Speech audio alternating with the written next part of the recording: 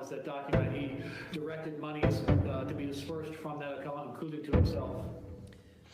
Now, it sounds like, despite what he's saying, that what he told the committee, that this guy was a bad hombre, basically, that this Firtash guy connected to Putin, and therefore he had to get on Ukraine, and yet he had no problem doing business for this corrupt Russian oligarch connected to Putin. In fact, had no problem taking $5 million and a direct transfer of $275,000. Would you agree? I agree with that, yes. Okay. Now, Mr. Bobolinsky, and I've got just a little bit of time left. Sorry, very little time. So I want to ask you, for God's sake, Hunter Biden is doing all of these transactions, doing all of this business, and yet his father is vice president. And we're to believe that his father isn't aware of all of these. He's been on the phone calls, he's been in the meeting, and yet he's not aware that his son is doing business with people connected to Vladimir Putin. Are we to believe that? It's an absurd expectation. Thank you. My time is up. Very good. Chair now recognizes Mr. Frost for 5 minutes. Thank you, Mr. Chair. The claims made against the President of the United States have been so completely proven to be lies that even House Republicans now are admitting that it's time to close this case. Mr. Parnas, I have a few questions for you in limited time, so I really want to try to get through these. And I just want everybody to know, especially people watching at home, that you're like one of the most credible witnesses that we've had throughout this entire impeachment inquiry. First off, I just want folks to know, for people who aren't familiar, can you tell me who you were working for between 2018 and 2019? Giuliani and Donald J. Trump. And to be clear, did you answer to Rudy Giuliani? Yes. You answered to Donald Trump? Yes. Directly? When former President Trump and Rudy Giuliani flew to Ukraine to look for corruption on the part of Red leather, red leather, red leather. And following your Ukraine trip, Senate Republican Senator Grassley released a report, which the New York Times concluded was, quote, unproven allegations that echo an active Russian disinformation campaign, end quote. Mr. Parnas, are the unproven allegations that are at the heart of the Republican report the same fabricated claims that Donald Trump and Rudy Giuliani sent you to Ukraine to go dig up? Yes.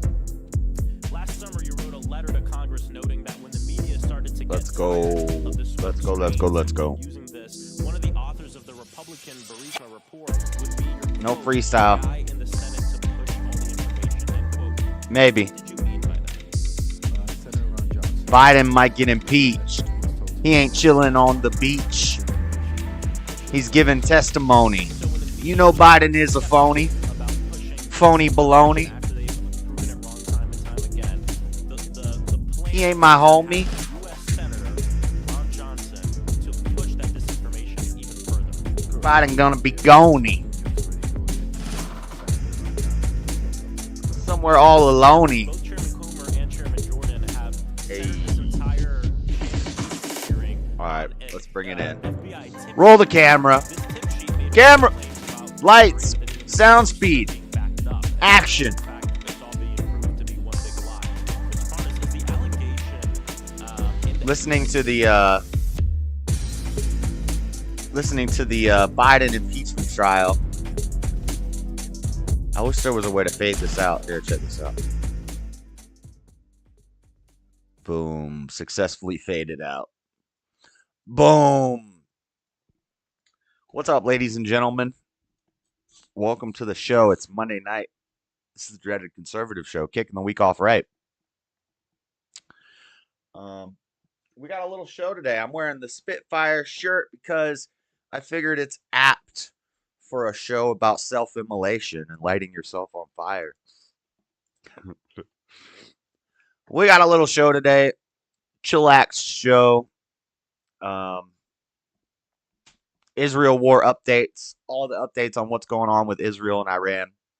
More bombings. Israel's firing back missiles.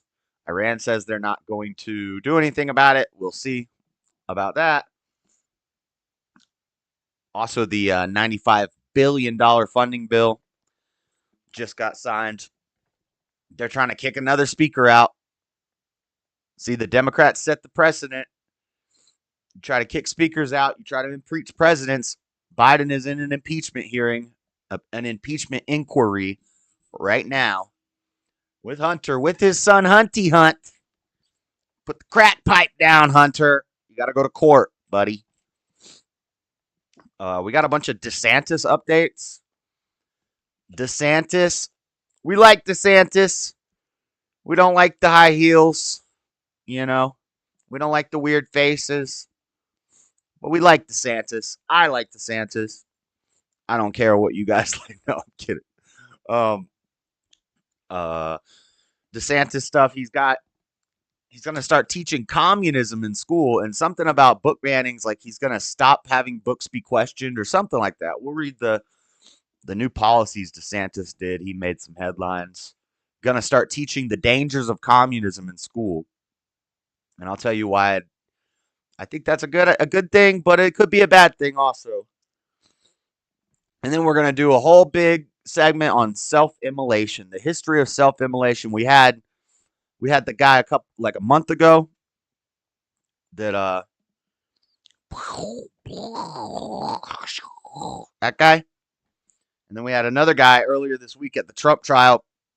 People just lighting themselves on fire. The dumbing down and demoralization of America. Yep. People are just lighting themselves on fire now. If we can't have abortions, we're just going to light ourselves on fire. Fetus deletus. I like Rachel Wilson. They don't say abortion because now you get banned if you say an abortion. Unless you're getting propped up by some sort of libertarian lobbyist group. But so we got to say fetus deletus. I got that from Rachel Wilson. I watched a video of hers last night where she was talking about some of the ladies from whatever podcast who were Trump supporting ladies. You know, the Trump babes, the girls you see all over Instagram and Facebook that are wearing bikinis and got their beer in their hand and their bikinis and their boobies out. And it's like, Trump, ooh, vote for Trump. And these women like this, these brainless, they're basically feminists, but they put on Trump gear and they sell some merch. And then they get to go to the White House and shake hands with the Don. Because Don likes his pretty ladies. He doesn't admire them for their brains. And I guess if it does drive attention to the movement, then I guess it's not all bad, but, we're not really looking to these ladies for their opinions. We're just looking for their opinions. But anyway, Rachel, these girls are now trying to say that Andrew and Brian were verbally abusive to them on the show. And they're supposed to be the ones on their side.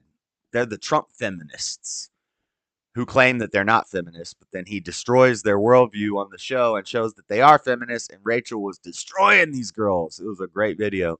But she said, fetus deletus. I thought that was funny. Anyway, sidetrack. But Matthew, don't send me kissy faces. Spontaneous Combustion is a cool song from Incubus. I don't know that song. Hola, Terry. What's self-immolation? Self-immolation would be like if you're acting like yourself, I guess. But self-immolation is something different. That's when you light yourself on fire. The whatever podcast is abused. Yeah. That's something a feminist would say. We know Terry's got a little bit of the remnants left over in her. Don't worry, young lady. We'll get that out of you. We'll cure you of that. You got some residuals left over. It's not abuse if you willingly go to the show to get promoted on your OnlyFans and your Instagram. That's not an abuse. Pardon me, my incubus. Okay. And then in rapid fire news, we've got a lot of new quantum computing stuff. They're making some groundbreaking advances in quantum computing, which is a big deal, especially if China is ahead of us. Quantum computing It's a big deal. It leads to the space battle with the network of satellites that are flying around us all the time that shoot lasers and have webs and solar panel arrays in space, beaming down energy in the form of lasers that might light cities on fire. All that stuff, quantum computing, AI, automation, all that stuff is going to make leaps and bounds in advances, which is not going to be great. It's not going to be great. If you've ever seen the movie Terminator, you know this doesn't end well. Okay. So, quantum computing, furries in the news. Matthew put me on this yesterday. I think it was Matthew put me on this the other day, and it's in my state, and I didn't even see this. We'll talk about that in rapid fire. The furry walkout. We got abusive furries. Matt Walsh talked about it yesterday. I just saw a video of his on my feed, so we'll talk about the furry conundrum. And then at the end of the show, we're just gonna chill. If I don't talk for the whole 3 hours about this stuff, yes, furries, Cecil. Yes, furries. Wouldn't you like to see, like, what if the furries self-immolated? They would go up like a dang old 4th of July. What if, oh, that would be a nice White History Month. I want to see all the furries. Okay, I can't say that. But that would be like, that would light up if all the furry convention all decided to self-immolate. That would light up the night sky for a long time. Okay. That's what we got. The last hour, we got some things to address, some issues I've been having. I've been listening to the feedback. There's some feedback. We'll talk about it. I don't want. We'll save that to the end of the show. It's mess, but I just been evaluating some things, and we need to make some changes on the channel.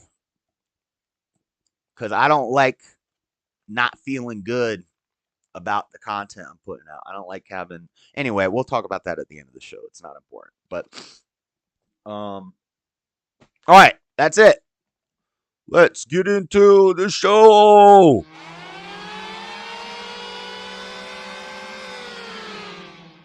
Okay.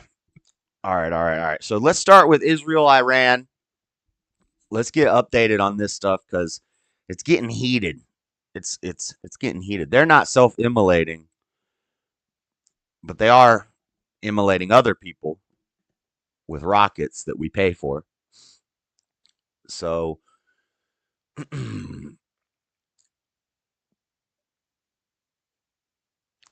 Seaside blocked you again because you used a kissy face. Yep. Seaside don't play. Seaside don't play. She's a dang authoritarian woman.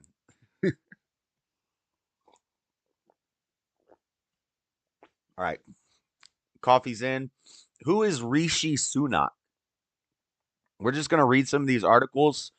I'm not the most informed geopolitical guy, but I do want to keep up to date on what's going on with this stuff because World War III is about to break out. Well, I shouldn't say that. That's what's the word I'm looking for? Not reactionary, but fantastical. What am I trying to say? It's like, we shouldn't be freaking out and worried about the future that might not happen, but we can also be observant and look at the world and take guesses. But I'm not a prophet, so I don't know that there's going to be World War III. But if you look at the signs, it doesn't look too good. So let's find out about this Israel-Iran stuff. And Rishi Sunak is fine. Oh, my goodness. What the? All right. Rishi Sunak urges restraint after Iran attack on Israel. So Iran attacked Israel like last week. We talked about that. And I didn't spend a lot of time on it. I just touched on it in rapid fire. So we'll spend a little more time on it this week. Now, Israel has attacked Iran back. And Iran's saying they're not going to retaliate. But can you really trust Iran? You know? Who knows? Dishy Rishi? Let's see. Rishi Sunak has called on all sides to show restraint after Iran's, and this is from BBC. After Iran's attack on Israel on Saturday, the prime minister said he would speak to his Israeli counterpart Benjamin Netanyahu to express solidarity and also discuss how to prevent further escalation. Mr. Sunak told MPs Iran's actions had been reckless and dangerous. Tehran launched more than 300 drones and missiles at Israel in retaliation for a deadly airstrike on its consulate in Damascus. Sorry, coffee burps. Israel said 99% of the projectiles have been intercepted with help from allies, including the U.S., UK, and Jordan. In a statement in the House of Commons, Mr. Sunak confirmed the RAF had intercepted a number of Iranian drones and said the Air Force was the best of the best. He said Iran had once again. You better be the best of the best. Well, we're paying for Iran and Israel's defenses, so they better be good. He said Iran had once again shown its true colors, and its attack had been intent on further destabilizing the Middle East. Saturday's attack was an act not of the people, but of a despotic regime, and it is emblematic of the dangers that we face today, Mr. Sunak said, adding that threats to stability were growing not just in the Middle East, but everywhere. Yeah, everywhere. He said UK was working urgently with our allies to de-escalate the situation and prevent further bloodshed. We want to see calmer heads prevail, and we're directing all of our diplomatic efforts to that end, Mr. Sunak said. Turning the ongoing war between Israel and Hamas, he said, nothing that has happened over the past 48 hours affects our position on Gaza. Mr. Sunak said it was Israel's right and indeed its duty to defeat the threat from Hamas, but also reiterated his calls for a long-term and sustainable ceasefire.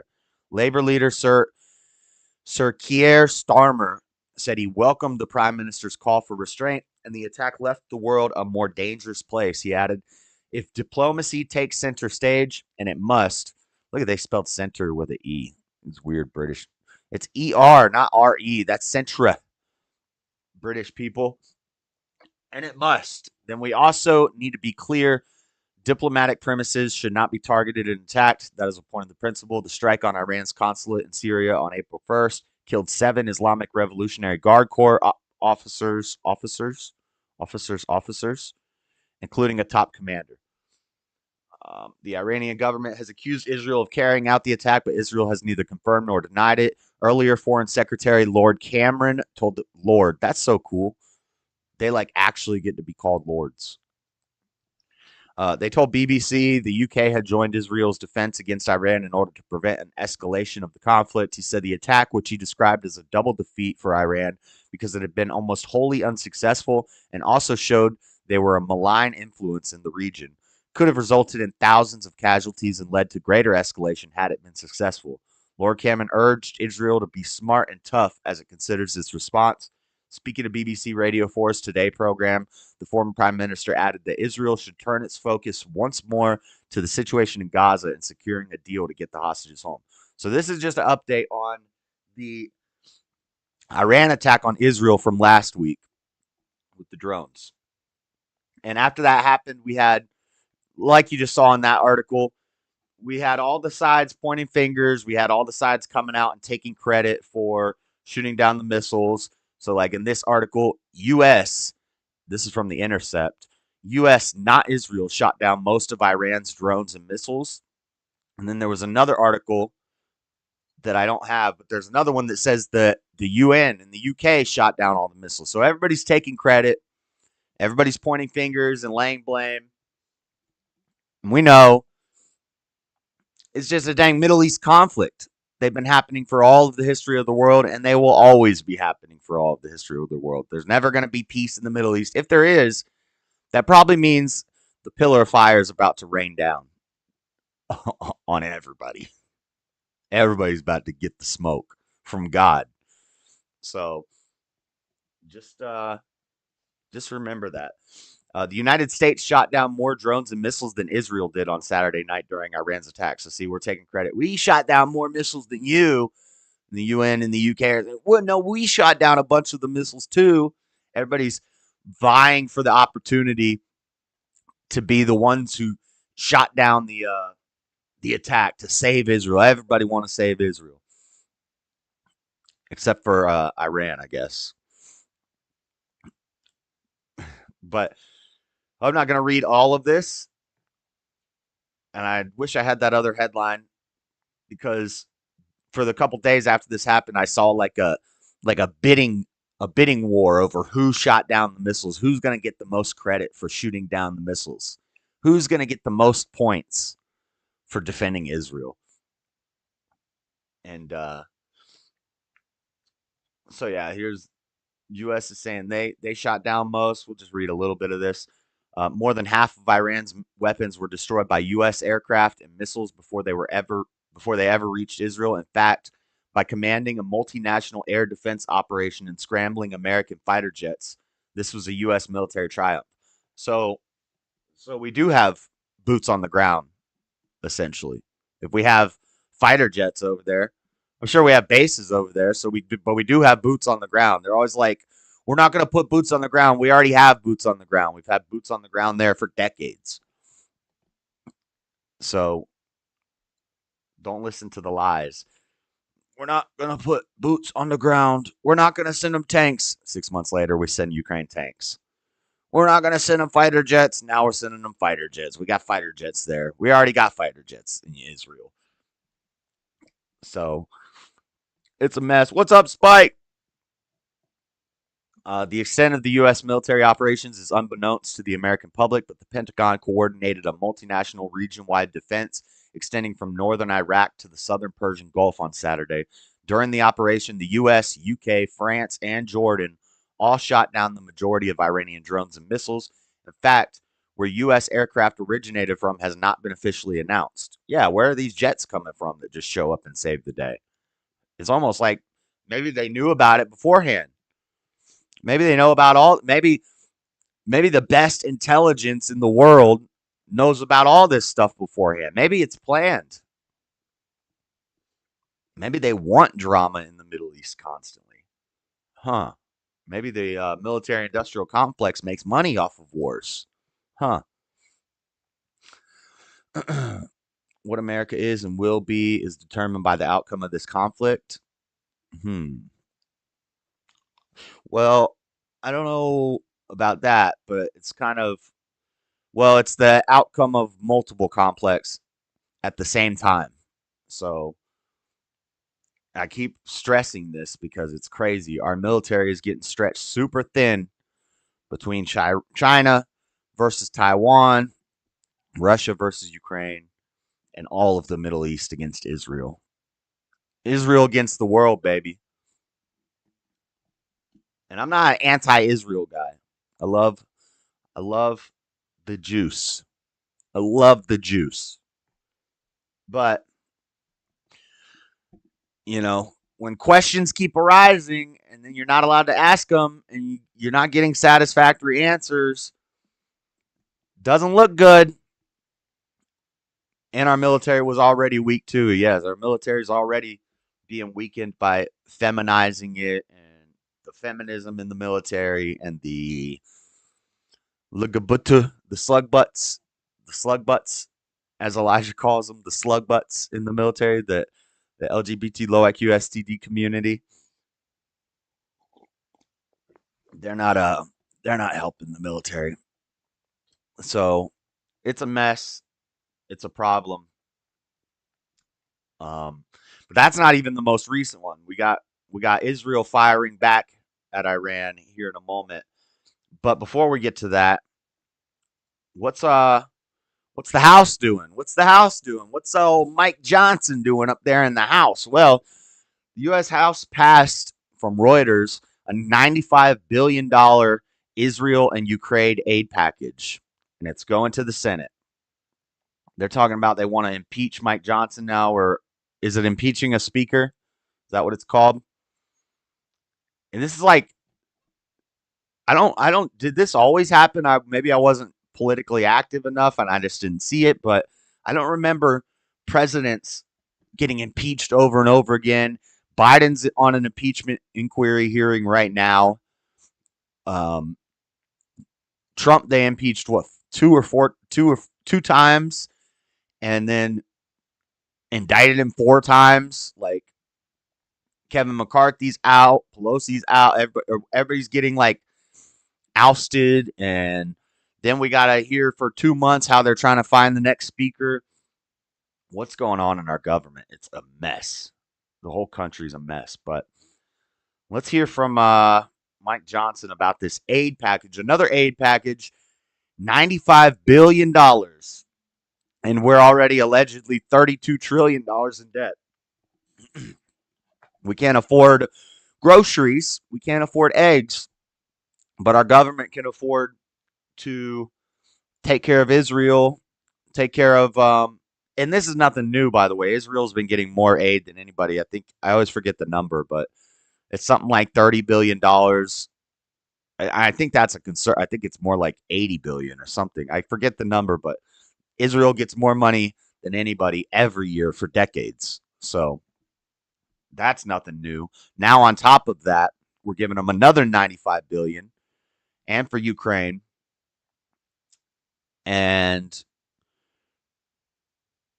gas prices gone down a little bit. Food prices, they went down a little bit, but it's not back to where it was under Trump. Our government can steal money from our pockets and do what they want to do. Oh, you got some eggs? Oh, snap. You got a gold mine. So let's see what Speaker Mike Johnson has to say about this. And I thought this guy seemed like an all right guy. I don't know. The world is destabilized, and it's a tinderbox. It's a dangerous time. 3 of our primary adversaries, Russia and Iran and China, are working together, and they're being aggressors around the globe. So let's send them all. Let's send all those little countries money instead of strengthening our military and tightening up our home defense. Let's just go fight all these wars at the same time. Great idea. Let's just send them money. Okay, we're not fighting the wars yet for them. We're just sending them money, which essentially is fighting the wars. You are helping them fight the wars by sending them our money. You're basically putting us into the conflict and drafting us without actually drafting us. Where's my video? Right here? Here it is. Okay. They're drafting us without drafting us. Instead of putting us on a plane and flying us over there to fight, they're just taking the money out of our pockets to fight. And even if you work under the table and you don't pay taxes and blah blah blah blah blah, you don't make enough money to have to pay taxes, you still pay taxes. You're paying sales taxes. You're paying taxes on inflation, on the price of your goods. Your dollar doesn't go as far as it used to be. And that's all by design. They're crashing the dollar so they can bring in a different centralized global digital currency. And we're fighting the war already with our dollar. We've been drafted. Our dollars have been drafted.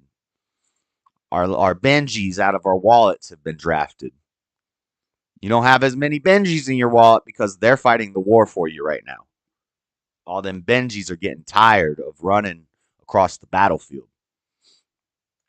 Yes, everything is taxed.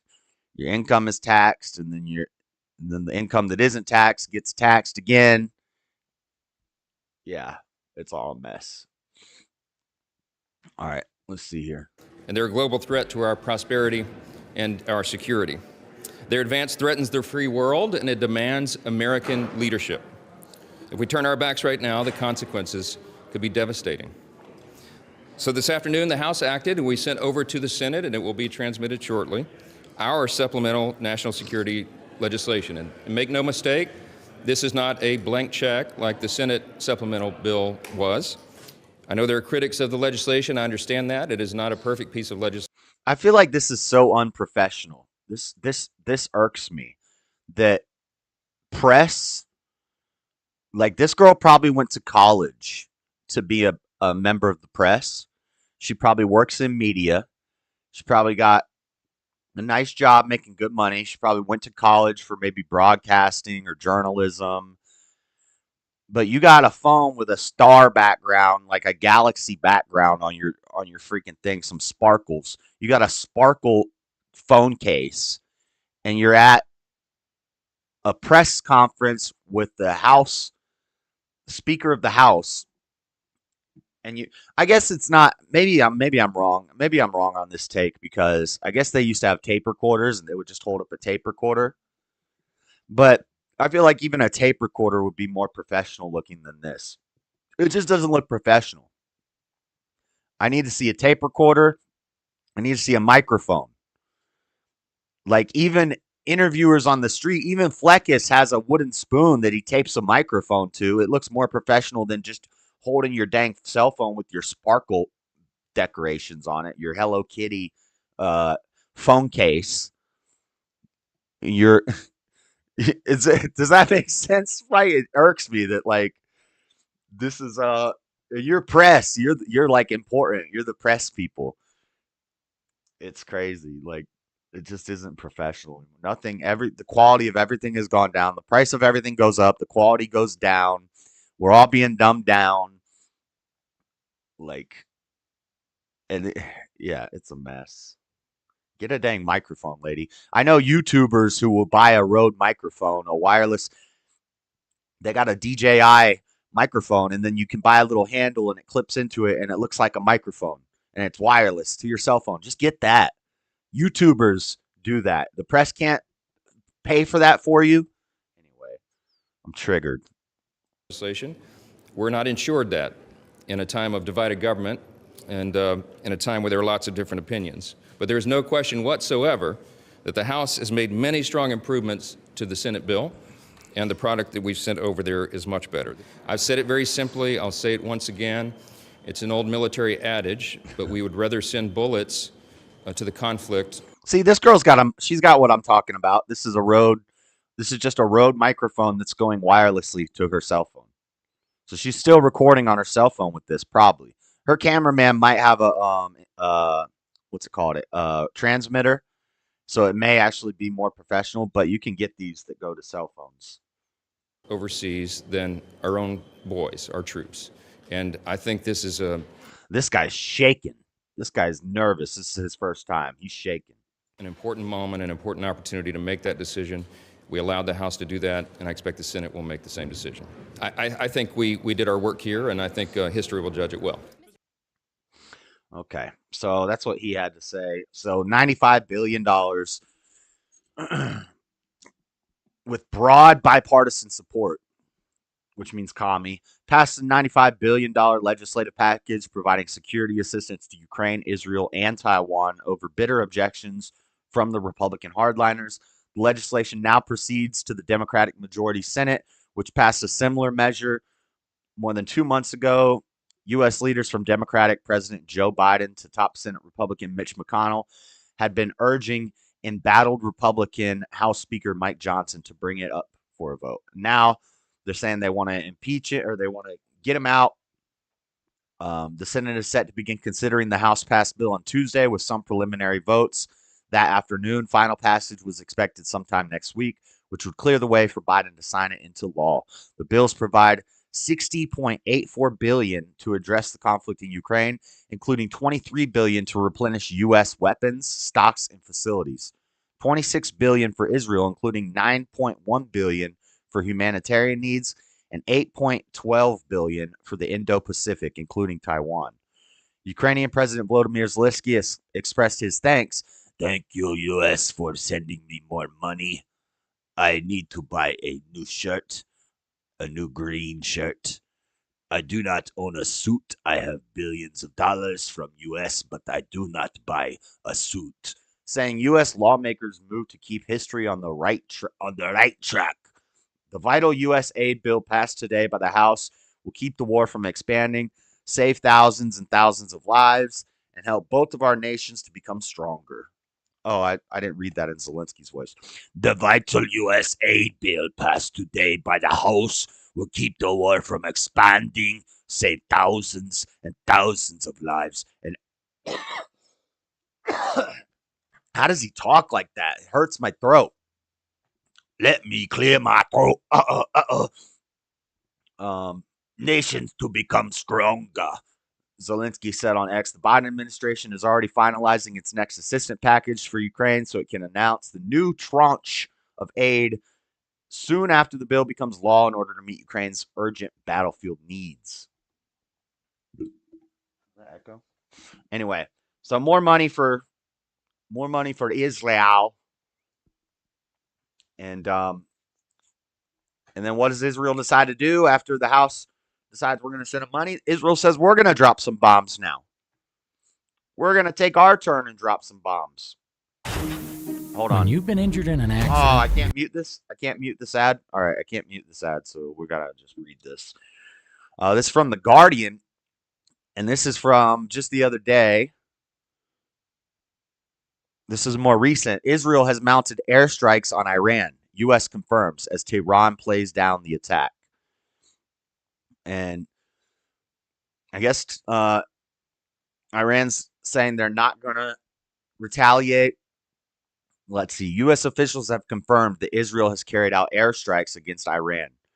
Did anybody rush to Iran's aid? Probably not.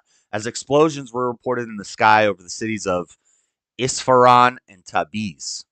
While the Iranian government sought to play down the scale of the attack, according to Italy's Foreign Minister Antonio Tajani, speaking later on Friday, the U.S. told G7 foreign ministers meeting in Capri that it had received a last-minute information from Israel about a drone action in Iran. Now, who's paying for all these drones? America? Are we buying them from China, sending them to Israel and Iran? Both sides playing with our enemies, supporting our enemies, helping our enemies' enemies. It's a big gambit. It's a big mess.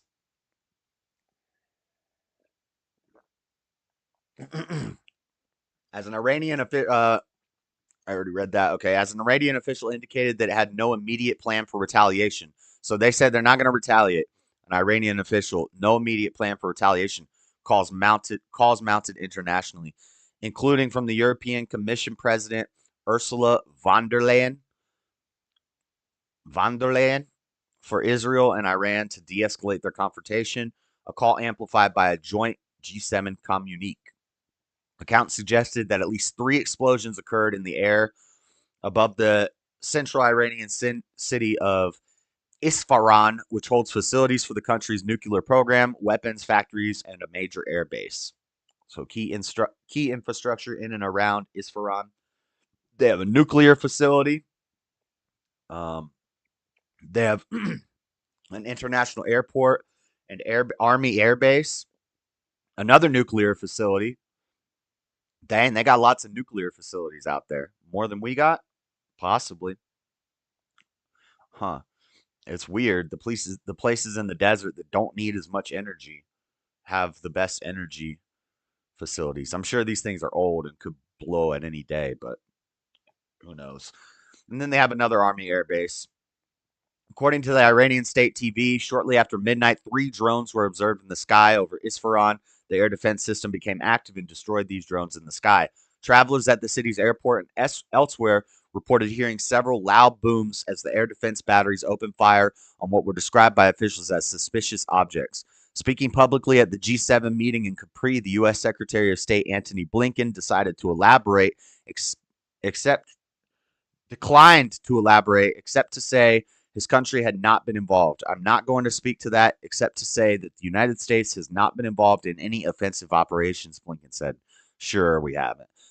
The UN Secretary General Antonio Guterres, in his own intervention, said it was high time to stop the dangerous cycle of retaliation in the Middle East. What was this? I don't want to watch an ad. I'm not going to watch the ad.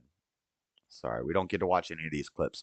An Iranian official told the New York Times that his country believed the attack was carried out with small drones possibly launched inside Iran.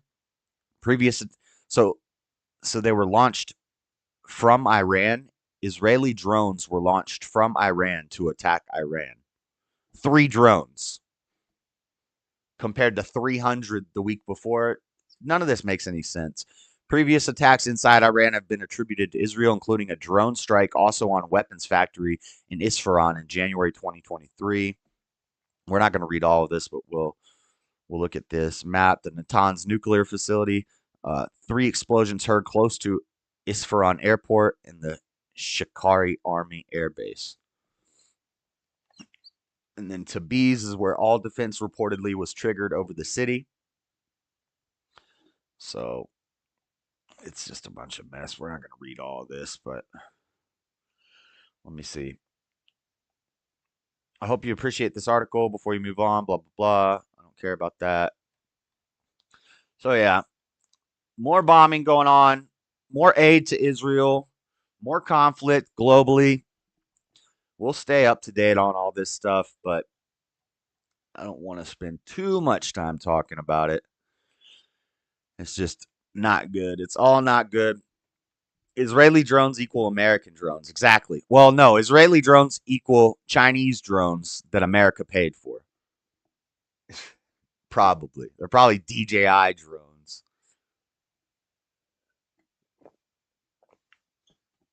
So that's great. That's great. All right. How much stock should I buy in drones? You should buy all the drone stocks. I actually saw a story maybe today, maybe this morning or yesterday or something. All the days are the same to me now, but I saw an article that said America has a new drone competitor for the DJI drones, but we're using DJI technology. So now, you see how everything's cyclical? You see how America used to have American ingenuity, engineering, medical advances, technological advances. We're like the leader in all that stuff. Now China is ahead of us with quantum computing. And for a while, we were coming up with all the intellectual property. China was stealing all the IPs from us and then mass producing it for cheaper with cheap labor and cheap, materials, making stuff, taking our ideas, taking our intellectual property, stealing it, making it cheaper, and sending it to us in America, and we buy it on Temu and Etsy or whatever, and we're like, yay! But that's what's happening. Oh, well, I was saying it's cyclical. Now we don't come up with any new stuff. China comes up with the new stuff and is ahead of us. And now we're stealing technology from China and making our own cheaper versions of it. They're doing it with the drones. We're making American competition to the DJI drone using DJI technology. So we're stealing IPs from China to make our own cheaper American versions because we get our cheap materials from China to make the cheap stolen Chinese American version of the Chinese drone. It's crazy. It's crazy. It's upside down. In short, FedEx, UPS, and Amazon are going to take over. Yeah. Yeah, it takes 3 months to get your Chinese merchandise to your doorstep because we've got to ship it across the seas, and they're talking about climate change. We can't have electricity in America because we're too busy shipping all of our products over the ocean in giant freight carriers that put out all sorts of carbon emissions. All right. Let's move on. Let's talk about Desantis. Some Desantis updates. He's been making headlines the past week. So this headline from NBC says Ron DeSantis signs bill restricting challenges to books in public schools, which from the headline, I thought DeSantis was pro book burning. DeSantis was taking books out of schools, the books that the parents would show up at the meetings and they'd say, how come there's this book teaching little Billy how to give a BJ in our elementary school. And DeSantis was taking those books out.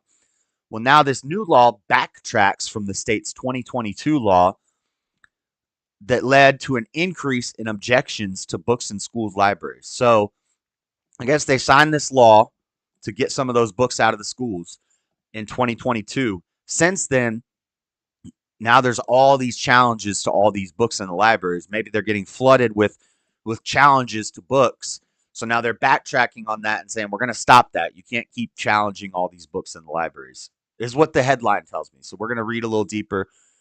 And also there's a grammatical error in this headline. It says the new law backtracks from the state's 2022 law, which that led to an increase in objections to books in school libraries. This which is not necessary. This is like new law backtracks from the state's 2022 law, which that led to an increase in objections to books. That's stupid. Who wrote that? Who did they not have editors? Everything is garbage.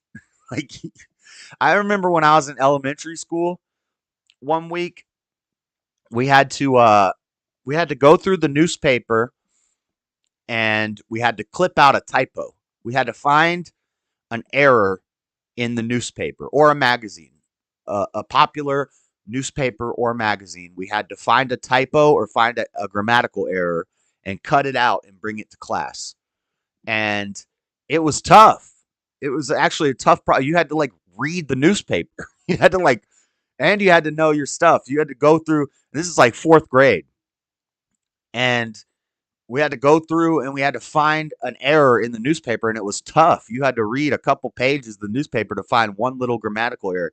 Now every headline I open, in the headline, in the title of the headline, I can find a bad like grammatical error. In the last one I read, they had objections twice. It said objection, it was in the last article there was a typo, or not even a typo. It's not even a typo. It's just bad grammar. It's probably because AI is writing all these articles. They don't have editors anymore. They don't have writers anymore. What a mess. But anyway, let's find out about this DeSantis book bill, and then we'll talk about the DeSantis dangers of communism education course. So from NBC, Governor Ron DeSantis pivoted in his years-long campaign to take what he has called woke indoctrination out of Florida schools, signing a bill Tuesday to restrict challenges to books in school libraries.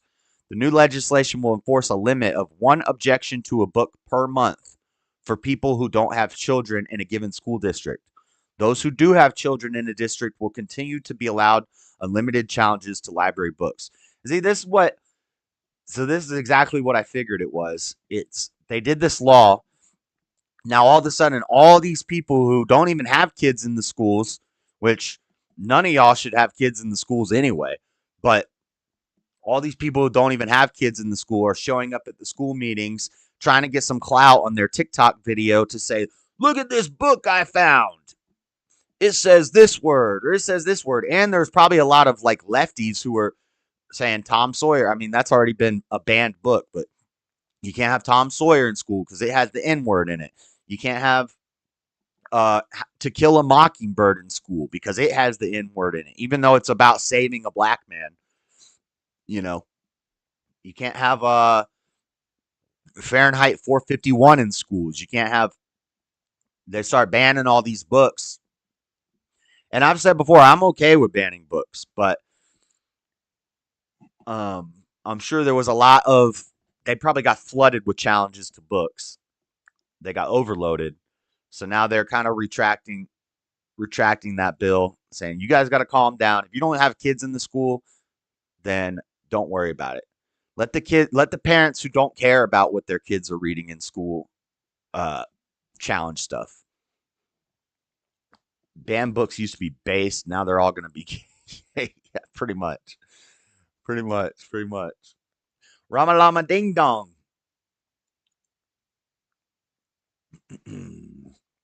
Okay. let's see. The bill protects schools from activists trying to politicize and disrupt the district's book review process, the governor's office said in a release. The new law dials back legislation Desantis signed in 2022 that increased public participation in the review of materials being used in schools, opening the door for unlimited challenges to books in school libraries across the state. He signed additional legislation last year that further outlined restrictions on how information about sex and gender is taught in schools. It, it, including how parents may object to explicit or otherwise inappropriate materials.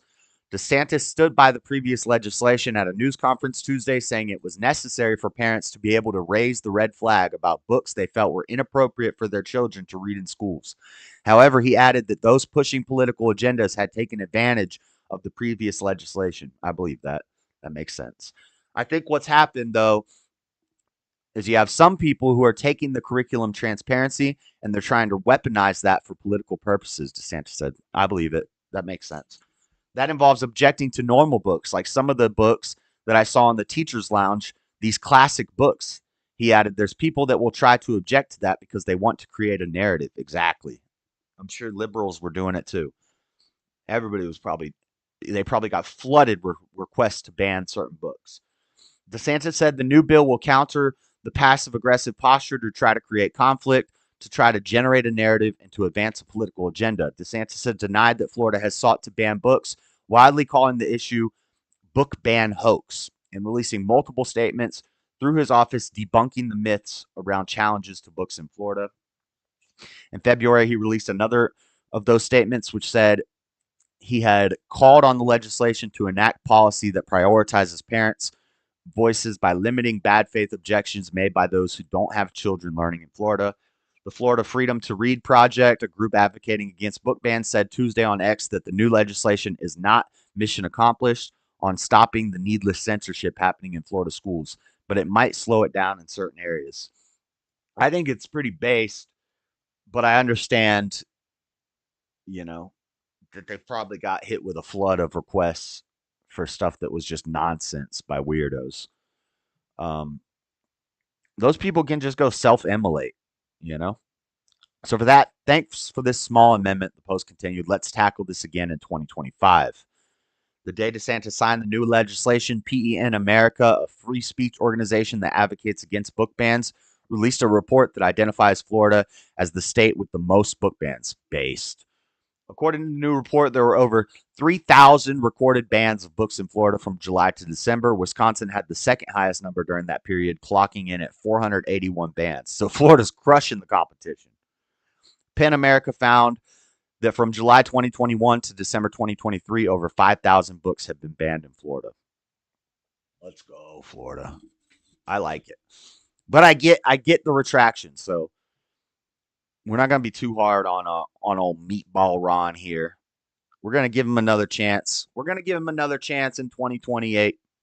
Hopefully he's the guy. Hopefully, he just needs to work on his charisma, his Riz. He got to step that Riz game up a little. He ain't got Riz like Trump. He ain't grabbing him by the He ain't a man. He ain't grabbing him by the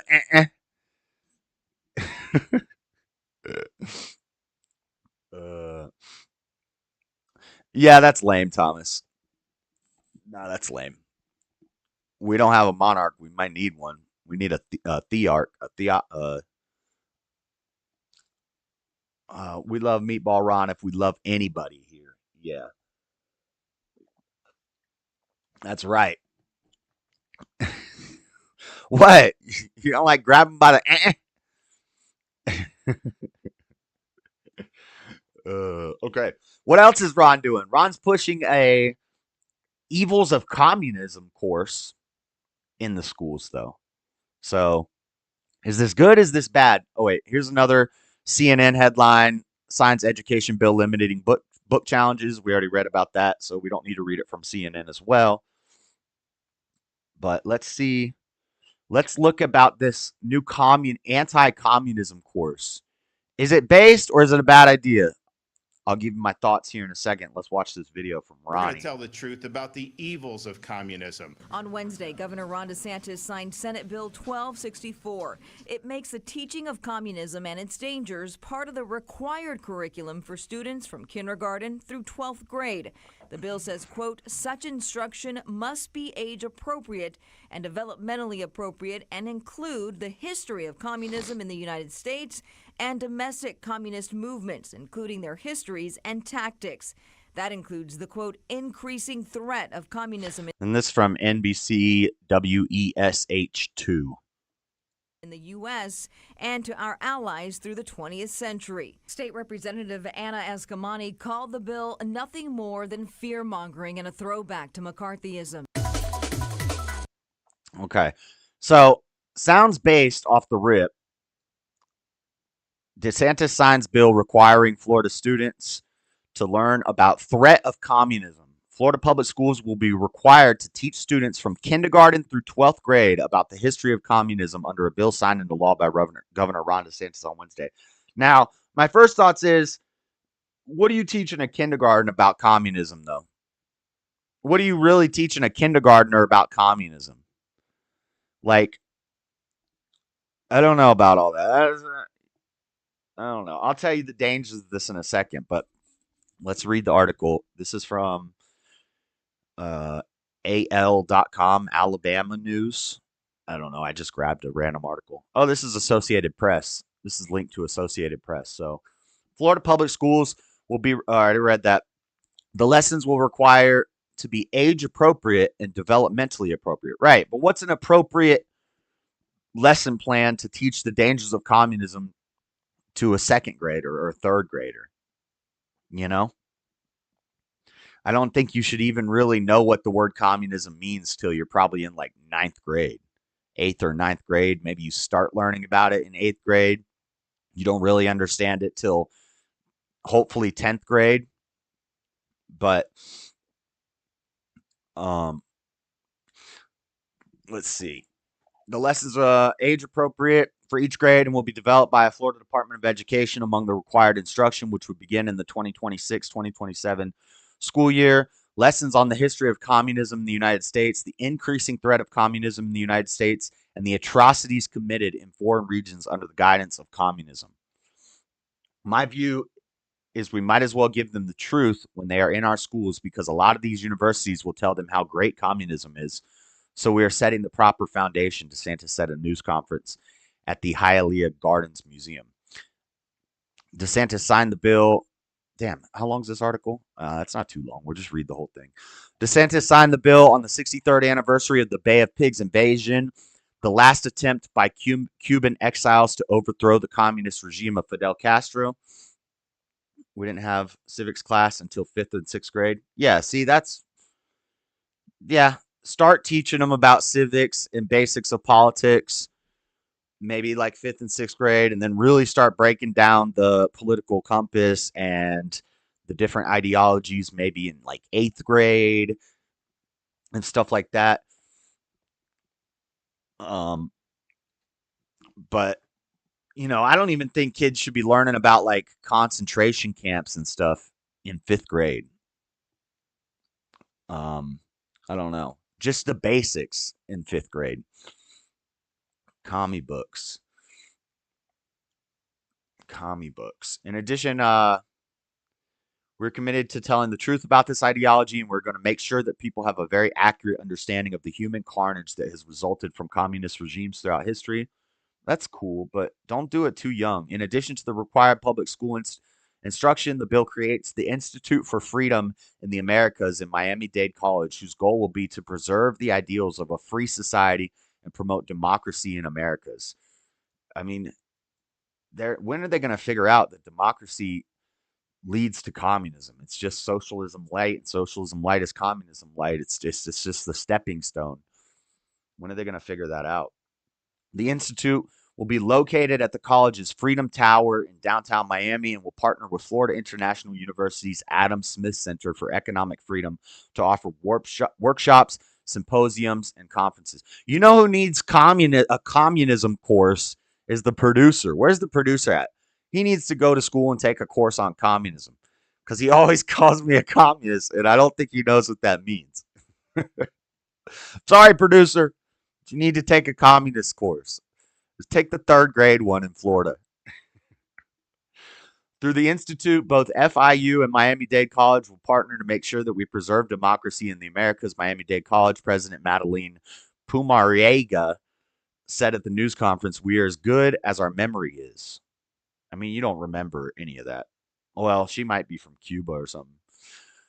Her name's Pumariega. Pumariega added that she believes the new law will help ensure no student in Florida ever romanticizes socialism. And I'll tell you my thoughts on that in a second. But the new law will also set in motion a plan to create a museum on the history of communism. The Department of State and the Department of Education must give a recommendation to the legislature no later than December 1st on what that would entail. Desantis said he suspects Miami officials will have an interest in having the museum be located in the country. I am sure there's going to be a lot of people down here that are going to want to see it located down here in Miami. DeSantis said, we'll see how that works out. They do have a lot of Cubans in Miami, and they don't like communism. That's why they came to America. Now, what do I think about this? Well, I already told you, 1, you can't be teaching kids this stuff too young. But 2, here's the other thing. Here's how this is going to backfire. If the schools are, kids hate school. Boys, especially, don't like schools. They don't like going to school. Whatever the school tells you, you want to rebel against that. You want to do the opposite of that. So if they're shoving down your throat every year, you have to take a course on how bad communism is. I guarantee you there are going to be a lot of kids that become commies even earlier. Like they don't. It's not that the colleges romanticize communism so much. It's that they teach it when the kids are later in life and the kids are jaded and they're like, oh, I'm free now.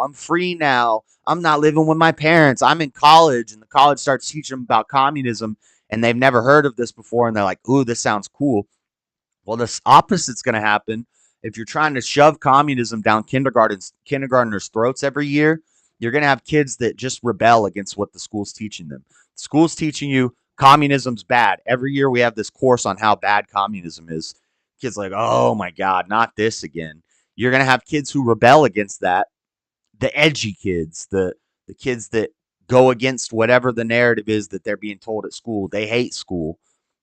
They're going to be like, well, if the school's telling me communism is horrible every year, maybe it's kind of cool. And then when they go to college, then they're really going to be commies. That's what I worry about. That's what I was thinking about, how it could backfire. Maybe that doesn't happen. I don't know. It sounds like a good idea. You just can't be. It's like if you're too strict religious of a parent, if you're trying to force your kids, you're coming to church with us every week and you're going to get on your knees and pray. I'm going to teach you to pray and we're going to read the Bible together. The kid rebels against the parent and the kid goes the total opposite way. You see a lot of decent Christian families where the kid goes totally off the rails the other direction just to rebel against the parents. If you're trying to shove communism down kids' throats from kindergarten till 12th grade, you're going to have kids that rebel against that and become little commies. That's what I think. But Tomas agrees. I'm not a little communisty. There's nothing communisty about me. Nope. Not this guy. It's all right, producer. You just don't understand. You just don't understand that libertarian and authoritarian is neither left nor right. There are libertarians on both sides. There are authoritarians on both sides. And I'm actually not a radical, extreme authoritarian. I'm like center authoritarian.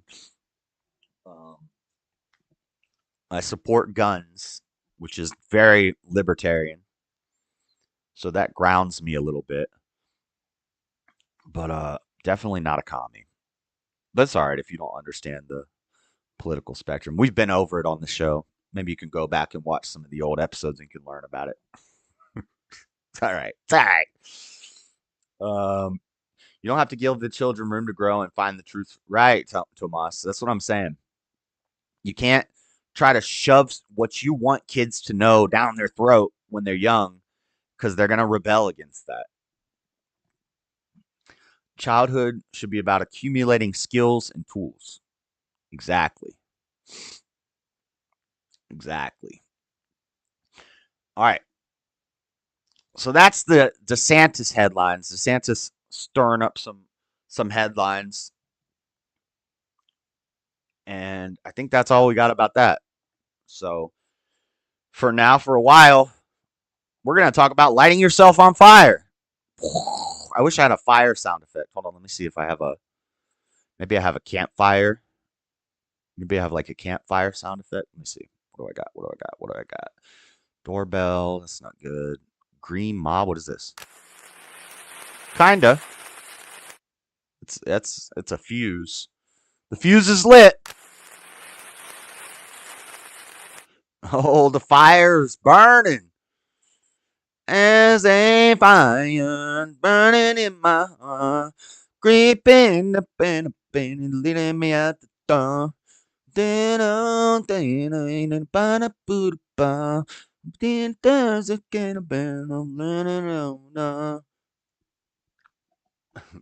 Shout out, Adele. Don't say lighting yourself on fire so happily. Well, I didn't do it. I'm not the one lighting myself on fire. These crazy liberals are. So let's go. All right. Self Immolation is becoming more popular. It's popping off. You could say it's lit. It's going up. The self immolation going up. Don't light yourself on fire, kids. I've lit myself on fire twice because we used to watch a lot of Jackass, and I lit myself on fire twice. Don't try it at home, but if you do, here's what you do. You just have multiple layers of like sweatpants, like 2 pairs of sweatpants, soak them in cold water, 2 sweatshirts, soak them in cold. This is all a joke. Don't do this. This is stupid. But if you're ever in a situation where somebody's going to light you on fire, I'd recommend you have a couple layers of cold, wet clothing on, and then you just get like a trench coat and you soak it in some sort of accelerant, and then you wrap a cold, wet towel around your face, and then you light that piece up, and then you dive into the water. You need to completely submerge yourself. And then if you put way too much accelerant on there, like gas or whatever you're using, the fire might burn a little bit underwater. You can take the trench coat off and we stay underwater for a couple seconds. And when you come up, you'll be all right. At least it worked for me. It worked for me twice. But and we recorded once on a big old VHS home video camera. I wish I had that VHS tape. And we did it on the dock of Lake Paget, which is the same dock in the same lake where I told that story on Saturday. I won't tell it again, but we kind of violated that lake. But that poor lake. Yeah, this is a bad idea. I'm just joking. This is all jokes. Don't do that, kids. Don't do that. That's a bad idea. Even though stuntmen do it all the time, and I wanted to be a stuntman when I was a kid, so that's why I was doing this crazy stuff. So stuntmen can do it. I was just practicing for my future career as a stuntman. So I'm just telling you, Hollywood stuntmen do the same thing basically, but they have special like flame retardant gel that they put on themselves, and then they like that, and then they can just burn and dance around for a little bit. It's not the fire that gets you; it's the lack of air. So you kind of just got to hold your breath. If you try to inhale and you got fires coming up in front of your face, not a good idea. Okay. Anyway, we got another self-immolation case. We had one.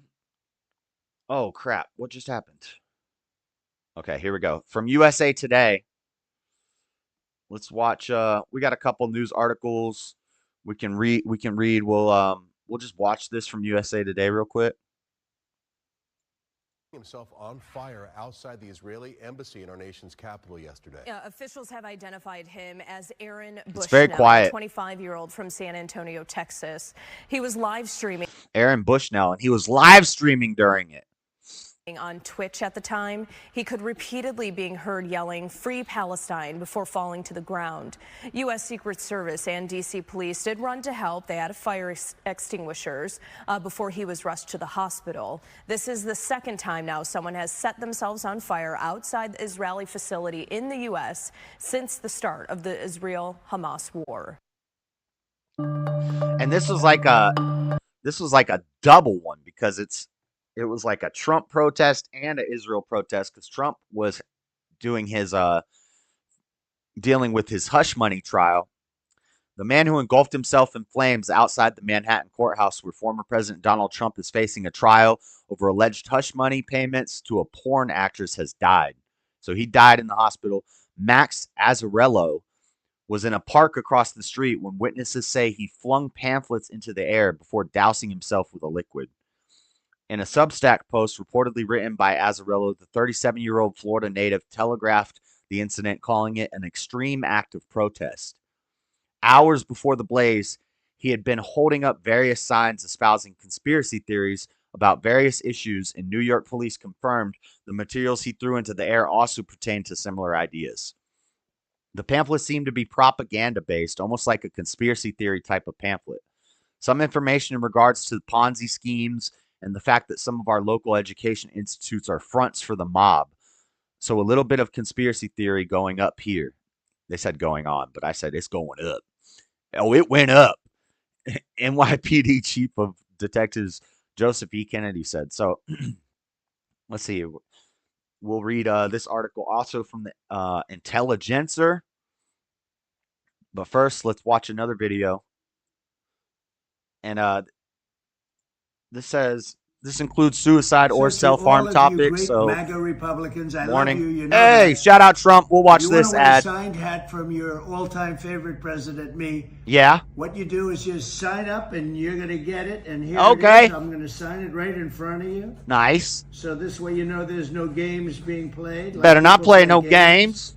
People play Constantly games. playing People games. constantly playing But there games. it is, just signed. Oh, that's a nice one. That's a 10. That's a 10. Have a good time, everybody. God, I love that And we guy. have to make America great again. We have to get out and vote. Bro. Remember this. I believe that Remember. November 5th will be the most important day in the history of our country. Let's go. We got to get Joe Biden out. He's a disaster. The He's a worst disaster. president we've ever had. Here it is. Bigly worse. Love it. Love it. Love a good Trump ad. Did you see the Biden Obama ad where it's Joe Biden? Hey guys, I'm Joe Biden, or no, I'm Barack Obama, and this is my friend Joe Biden. Dude, the Joe Biden Barack Obama ad, ridiculous. You got to have the former president talk for you because you can barely speak in your own campaign ad. Meanwhile, Trump killing it over here. A man set himself on fire Friday outside the courthouse where former President Donald Trump's hush money trial is taking place. And a warning, some of the details of this story are disturbing. New York police say earlier this afternoon the man walked into a protest area outside the courthouse, threw pamphlets into the air, doused himself both look in dead, yeah. accelerant, and set himself on fire. Investigators say he appears to have an alleged vast conspiracy involving the American government, a university, political figures, and major financial players.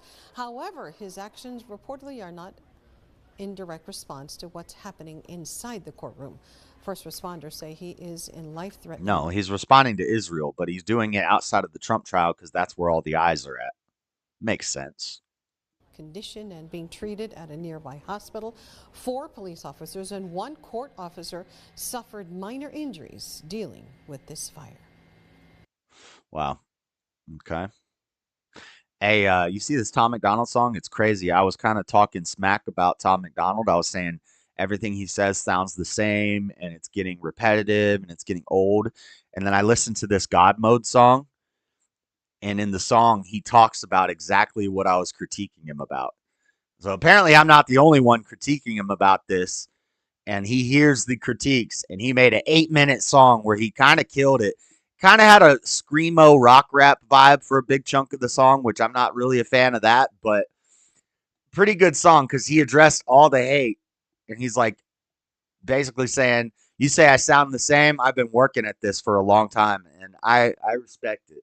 I respect it. So I'm not going to withdraw my criticisms, but I'm glad he's hearing the criticisms, and I'm glad he is responding to it. And obviously I'm not the only one saying it. So anyway, sidebar.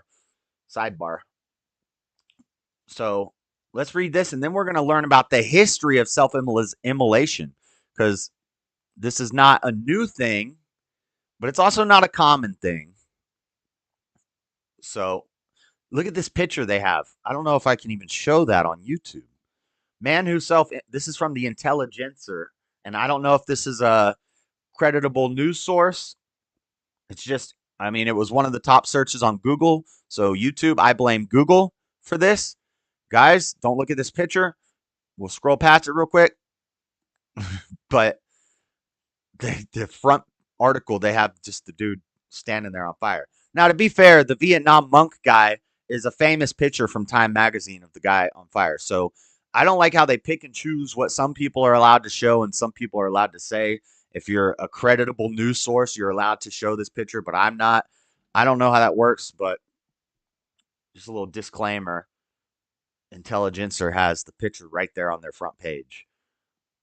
And that's actually from New York Magazine. That picture is from New York Magazine. So the man who set himself on fire across the street from the Manhattan courthouse where Trump is on trial has died.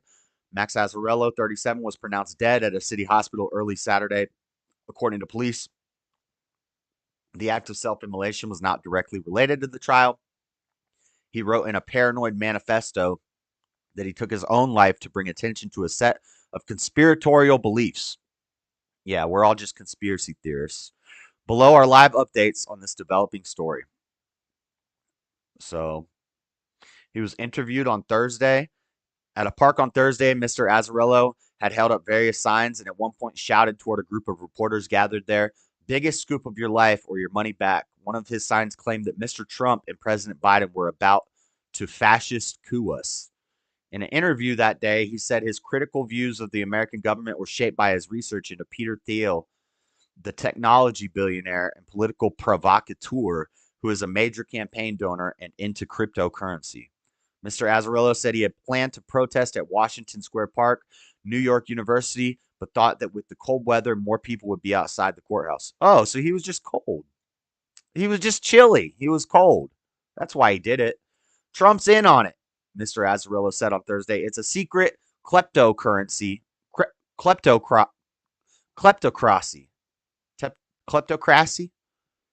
and it can only lead to an apocalyptic fascist coup. Some of the pamphlets Azzarello threw in the air before setting himself ablaze on Friday referred to New York University as a mob front and also mentioned former President George W. Bush, former President Al Gore, and the lawyer David Boies, who represented Mr. Gore in 2000 presidential election recount. Another pamphlet contained anti-government conspiracy theories, though they did not point in a discernible political direction. The officers used their coats to extinguish the fire. A witness cried for help, then flames. The Trump trial resumed as normal. Okay, so that's that story. Now we're going to do a little history of self-immolation. We're going to go to Wikipedia, everybody's favorite source, Wikipedia. Wikipedia, the source. Look at this. So we got some art here. Look at that. There's the monk. Let's look at some of this art. That would be crazy to witness. Imagine, not even witness, imagine the smell. This is where it happened, I guess. Or no, this is where Romus Clantana, 1972. Or maybe Calanta. Romus Calanta, 1972. I think that might be the monk's name. Power and Aaron. Oh, this is for Aaron Bushnell. Aaron Bushnell was the military guy about a month ago who self-immolated for the a Free Palestine protest. So it's coming to be more regular. Let's read about the history of it. The etymology of the word. An English word, immolation, originally meant killing a sacrificial victim or a sacrifice, and came to figuratively mean destruction, especially by fire. Its etymology was from the Latin immolare, to sprinkle with sacrificial meal, mola salsa. Salsa? Oh man, now I'm never going to look at salsa the same way. Or to sacrifice. In ancient Roman religion, in the Mewar region of India, women practiced a form of self-immolation called juhar to avoid being raped by invading armies. Wow. So it's kind of like, is it harikari? Not harikari, but where you go down on your own sword. Sudeki, something like that. What is this doing for Palestine? Nothing. What's it doing for the person that lights himself on fire? Nothing. That's kind of the point I want to get to. Is this a valid form of protest? Does it really change anything? Let's read more about it. We'll read about this monk here in a second. But the effects. Self-immolators frequently use accelerants before igniting themselves. This, combined with the self-immolators' refusal to protect themselves, can produce hotter flames and deeper, more extensive burns. Self-immolation has been described as excruciatingly painful. Well, no duh. Later, the burns become severe, nerves are burnt, and the self-immolator loses sensation to the burnt areas. Yeah, that's what happens when you get caught on fire. Some self-immolators can die during the act from inhalation of toxic combustion products, hot air, and flames. The body has an inflammatory response to burnt skin, which happens after 25% is burnt in adults. This response leads to blood and body fluid loss. If the self-immolator is not taken to a burn center in less than 4 hours, they are more than likely die from shock. If no more than 80% of their body area is burnt and the self-immolator is younger than 40 years old, there's a survival chance of 50%. If the self-immolator has over 80% of burns, the survival rate drops to 20%. The history. So here's the history of it. So it sounds like a low percentage rate, but it sounds like they have some numbers to figure this stuff out from. Like, what's the numbers? How common is this? How often does this happen? That they have numbers to find these numbers. Self-immolation is tolerated by some elements of the Mahayana Buddhists and Hinduism, and it has been practiced for many centuries, especially in India, for various reasons, including juhar, which is what we just read about, political protests, devotion, and renouncement. An example from mythology includes the practice of sati, where the Hindu goddess Parvati's incarnation of the same name, see also Dasayani, Dakshayani. Sati, also known as Dakshayani, is the Hindu goddess of marital felicity and longevity, and is worshipped as an aspect of the mother goddess. So they're lighting themselves on fire for the mother goddess. This is why Buddhist and Hinduism is whack. It's all feminine. Legendarily set herself on fire. Christianity's getting pretty feminine too nowadays, but we light other people on fire. We burn people at the stake during crusades and witch trials. And then the feminine side is lighting yourself on fire, apparently. Sati legendarily set herself on fire after her father insulted her for having married Shiva. Wow. What a crybaby. What a crybaby. Your daddy made fun of you because he didn't like who you married, so you lit yourself on fire. And we're going to celebrate that and like worship this person? Sounds like a loser to me. The ascetic god. Shiva, Parvati, and their army of ghosts attacked Daksha's yajna and destroyed the sacrifice, and Shiva beheaded Daksha and killed Daksha. Later, Daksha was revived by him, and Daksha yajna was completed when Daksha apologized. Certain warrior cultures, such as those of the Charans and the Rajputs, also practice self-immolation.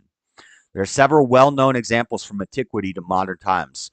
Kalanos, also spelled Kalanis, was an ancient Indian Gymnosophist? What is a gymnosophist?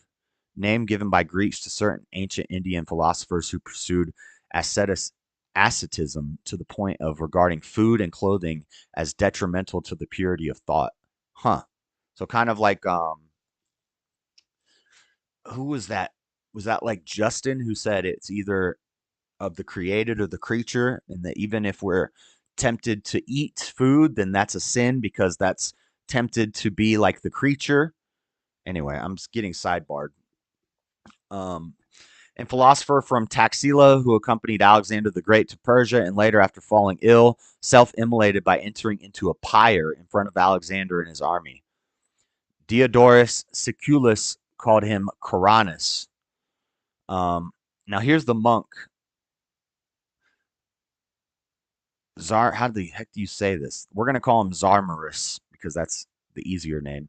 Was a monk of the Sramana tradition, possibly but not necessarily a Buddhist, who, according to ancient historians such as Strabo and Dio Cassius, met Nicholas of Damascus in Antioch around 22 BC and burnt himself to death in Athens shortly after.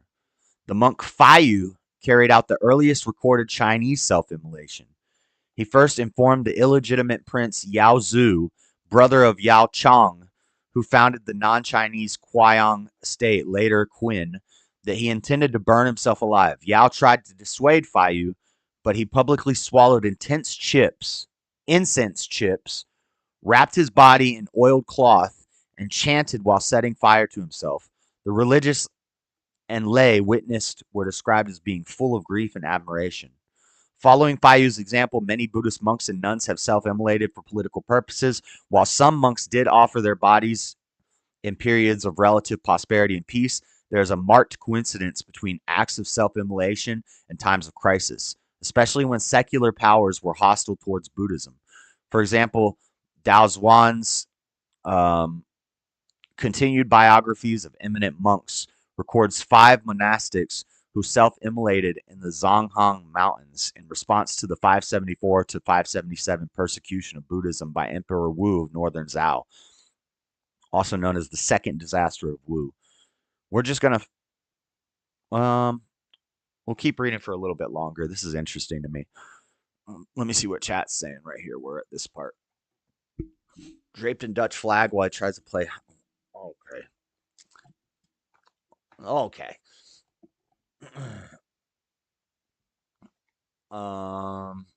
Okay, so nothing relevant. Just all right, quit talking trash to people. Everybody just stop talking trash to each other. Let's cut it out. It's distracting to me. It's derailing. Christianity these days is getting soft. Yep. I'm so glad they put a stop to that practice in India. Yeah. Yeah, let's just put him in timeout. Act right. Act right or get out, Yoda. I'm tired of that crap. And that's what we'll talk about later. Act right or get out. Just don't come in and start attacking people. I know you're just playing, but it gets old. It gets old. I know you're just trolling each other. And I'm just trolling him, right? I just timed him out for 5 minutes, but it derails the chat. If I look at the chat and people are talking about the topic or having nice little conversations, then we can all interact together. But if every time I look at the chat, all it is people insulting each other, then it's a mess. No, he wasn't banned. He was timed out for 5 minutes. He's just a derailer, and it irritates me. So I don't like it. Historian Jimmy Yu has stated that self-immolation cannot be interpreted based on Buddhist doctrine and beliefs alone, but the practice must be understood in the larger context of the Chinese religious landscape. He examines many primary... And you guys don't play back with him. You guys don't help. Practice... One day y'all are going to figure out that this is not a free speech zone. But practice must be understood in the larger context of the Chinese religious landscape. He examines many primary sources from the 16th and 17th century and demonstrates that bodily practices of self-harm, including self-immolation, were ritually performed not only by Buddhists but also by Taoists and illiterate literati officials who either expose their naked body to the sun in a prolonged period of time as a form of self-sacrifice or burn themselves as a method of procuring rain. Could you imagine just laying out in the sun and getting a giant sunburn as a form of protest? That's crazy. Yes. Yes. Now you're starting to get it, producer. Authoritarian. There you go. Not too serious. Just kind of serious. He's only in timeout. He's only in timeout. During the Great Schism. Now we're talking about that. See how it derails everything? All right. During the Great Schism of the Russian Church, entire villages of old believers burned themselves to death, an act known as fire baptism. Wow, they're taking the baptism by fire thing from the Bible a little too seriously. It doesn't mean that you actually have to light yourself on fire to be baptized, bro. What the heck? Why would you do that? Were ritually performed not only by Buddhists but also by... I already read that. 1973, a study by a prison doctor suggested that people who chose self-immolation as a form of suicide are more likely to be in a disturbed state of consciousness, such as epilepsy. Epilepsy is when you have seizures from flashing lights. Definitely gonna have a seizure from flashing lights if you light yourself on fire. That's not gonna cure your epilepsy, my boy. They were bored, so they lit themselves on fire. Well, now we got people who what's it called? Sun staring, where they stare at the sun. Some new age weird stuff. What if this dude was actually a plant? Well, if he was a plant, then he would have just, I don't know, like a ficus. What if he was a ficus? Political protests. This is the one, the South Vietnam Buddhist crisis. The Buddhist crisis in South Vietnam saw the persecution of the country's majority religion under the administrator of Catholic President Nguyen Dinh Diem. Several Buddhist monks, including the most famous case of Trick Quang Duc, immolated themselves in protest. This guy lit himself up. He lit himself up. Look, there's the picture. Famous picture.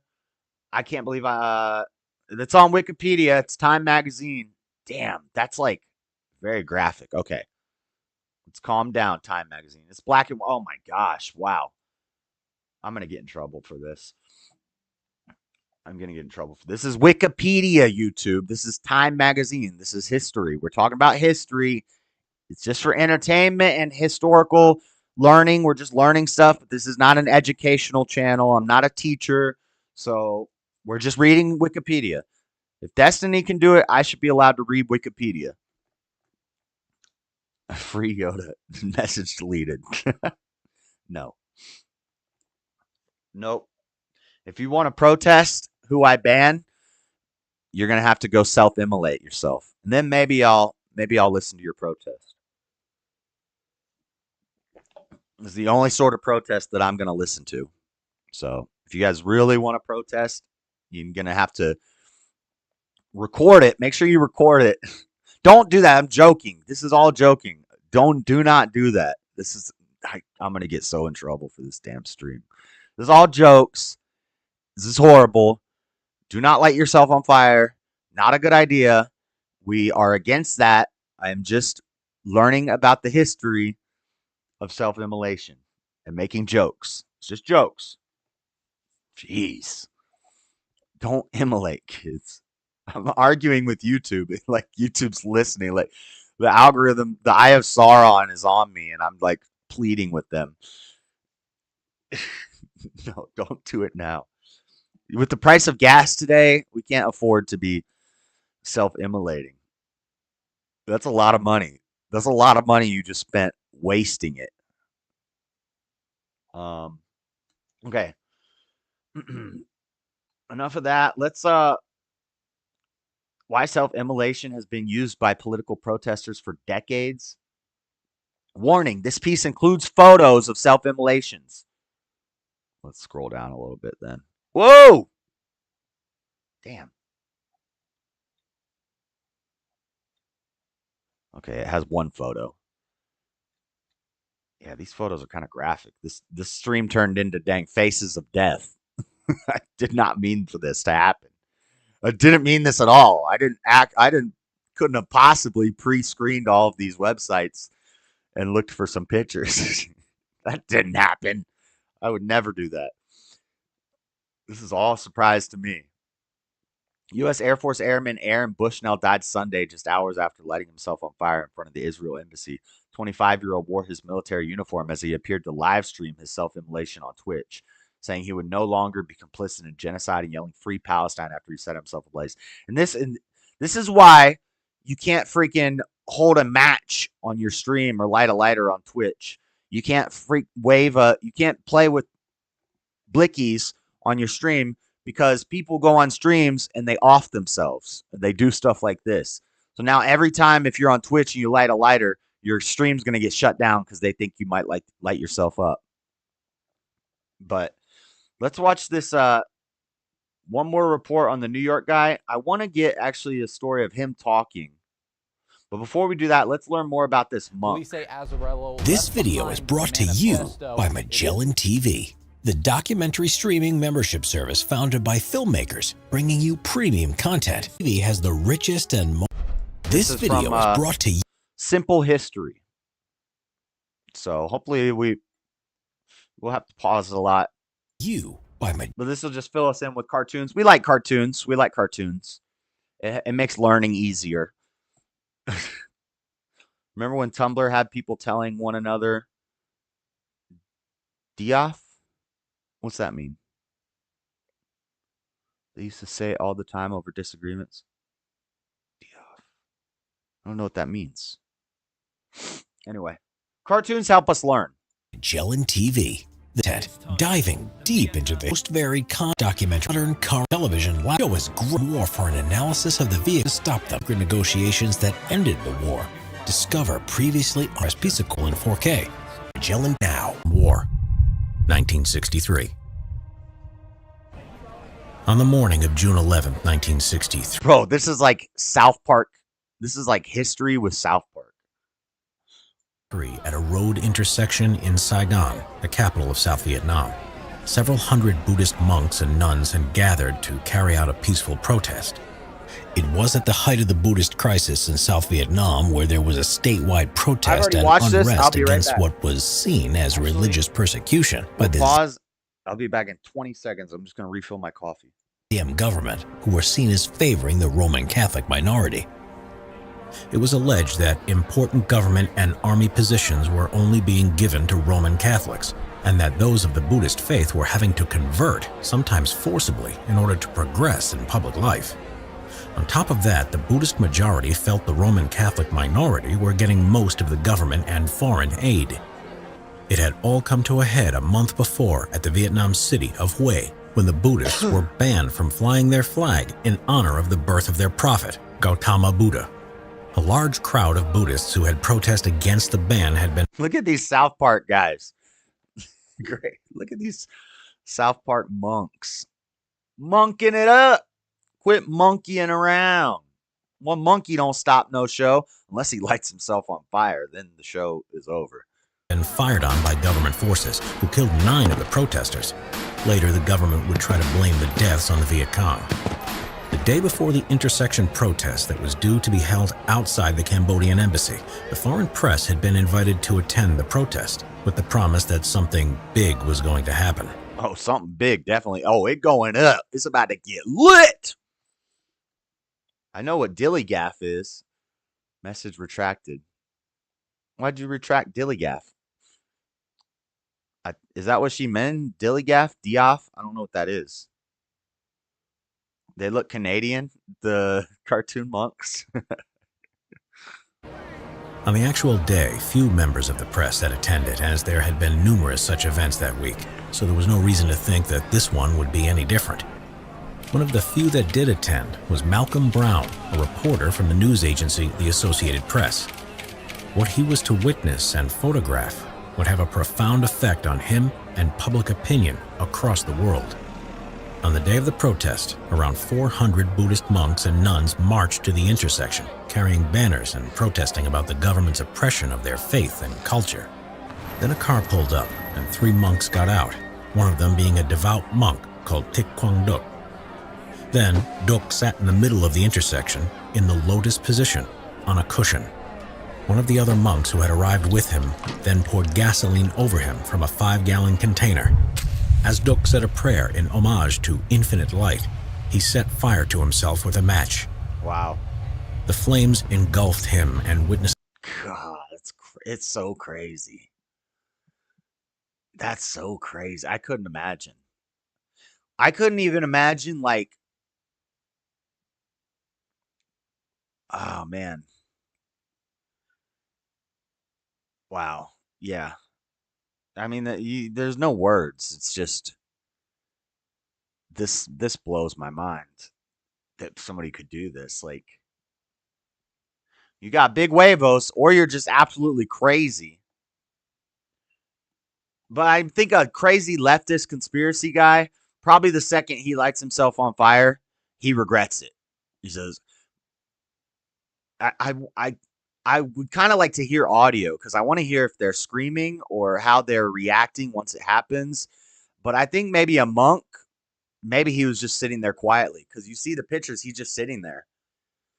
I bet you these other beta males who light themselves on fire regret it instantly.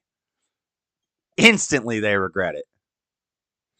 He didn't make a peep when he burnt. That's what I'm thinking. I'm thinking this.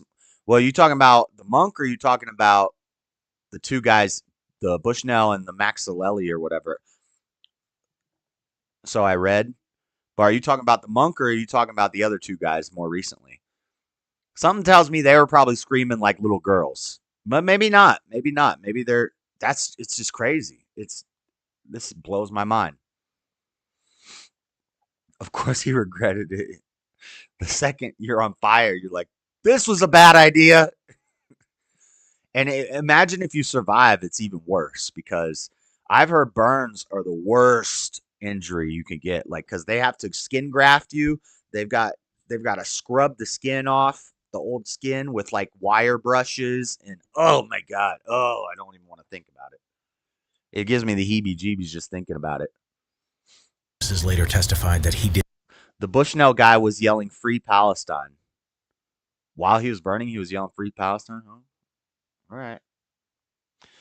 Dang, that's some resolve. That's crazy. Did not once flinch or cry and go light. Oh wait, he set fire. Here you go. He says he didn't flinch or cry out. Fire to himself with a match. The flames engulfed him, and witnesses later testified that he did not once flinch or cry out. The crowd looked on in horror, some in silence, while others sobbed or prayed, many falling to their knees, some simply laid on the floor in shock and disbelief. Duc had left a note asking the country's president, No Din Diem. Well, I hope he didn't have the note in his pocket. I hope you didn't keep the note in your pocket, my boy. I wrote a note, but it was in my pocket when I self-immolated and nobody ever got to read it. It was crispy. It was toasty roasted. Dang. Politely and passionately for religious equality in Vietnam, especially for Buddhists. It is said that despite the body being charred to ashes, the heart remained intact and unburnt. The reporter, Malcolm Brown, had managed to take a picture of Duc burning. Though horrifying, it conveyed Duc's dignity and devotion as he endured what must have been a most painful death. The fallout from the event was profound and far-reaching. President Kennedy, the main backer of South Vietnam at the time, was utterly shocked. Communist China distributed millions of pictures of the burning. Look at this lady. Why is her arm so brown? Claiming it was yet another example of American imperialism and oppressing the people of Asia. The pro-government newspaper, The Times of Vietnam, tried to blame all the unrest on the Buddhist monks and foreign journalists. Diem's government even went as far as to make fanciful claims. The soul still burns. That Duc had been drugged before being forced to commit suicide. And another claim was that the American journalist that had taken the picture of Duke burning had bribed him to do it. A few months later, President Diem's government was overthrown and Diem himself was assassinated.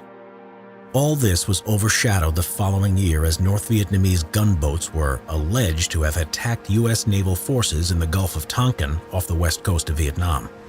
This event led to a sharp escalation of hostilities between the United States and North Vietnam, leading to the Vietnam conflict turning into a full, all-out war.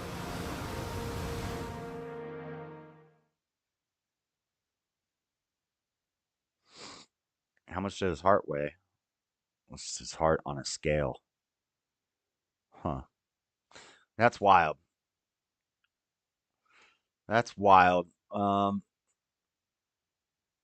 just want to see. So this article, they talk about his manifesto, but I want to see a video of this guy talking. What was his name? Max Azzarello. Let me see what I can find here.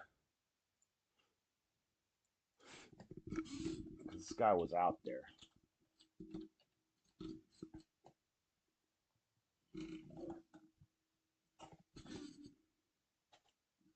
One second.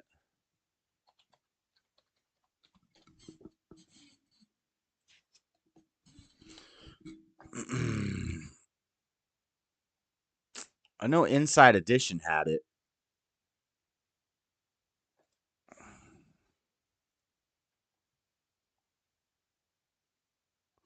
Witnesses speak. I don't know. We might just have to move on. JLP played it this morning. It was on Inside Edition. But they have videos of this guy. They have videos of this guy like speaking, and that's what I'm trying to find. I can't find anything right now. But he was definitely a weirdo. He was out there. But he was saying some stuff that some of us might agree with if we're conspiracy theorists, if you know what I mean. False flag, Gulf of Tonkin. Yeah, I don't know. But, all right. That's that. That's all I got about self-immolation, lighting yourself on fire.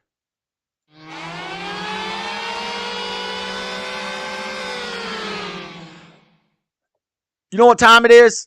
I didn't do any memes last week. I think I got some this week. I'm going to steal them from Stubber One. He sent them to one of these Facebook groups. Let me see if I can find it.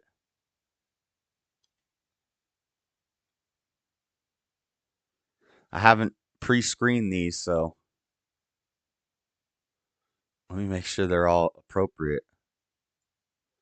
Okay. Okay, we've done these ones before. We will start on this one.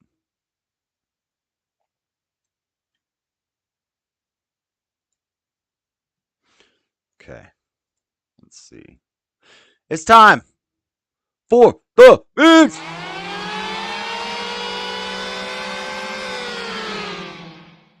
Watch this. Watch this. There you go. All right. Oh, hold on.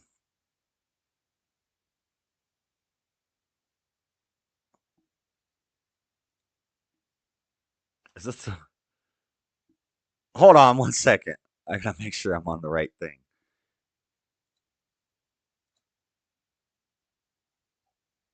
Where are we at? Okay, we're going right here. All right. Time for the memes. All right. How to make seed oils. Bunch of science and technology. How to make olive oil. You squeeze the olives. Nice. I think both oils are probably not too healthy for you. Next. Me at the beach rocking my new tank top. Look like he's going into the Gulf of Tonkin.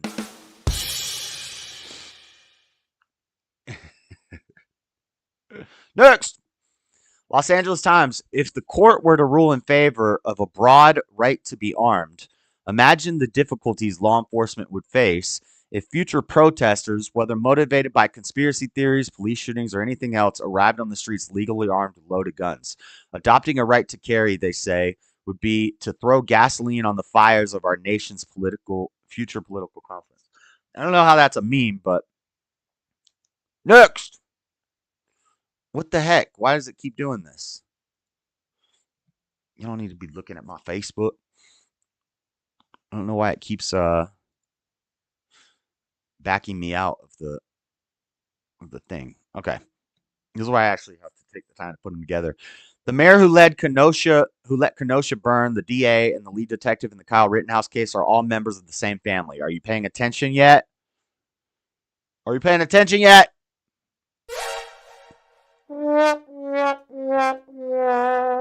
Next. That's also the same guy that lost the recent self-defense case with Nikolai Mui. I told my grandma she looked cute today, and she said she wanted to match her favorite chair. What the heck? These are not the best. These are not the best ones so far. What the heck? Next. Possibly blanks. It's Alec Baldwin on a clip, and it says possibly blanks. Nice. Next.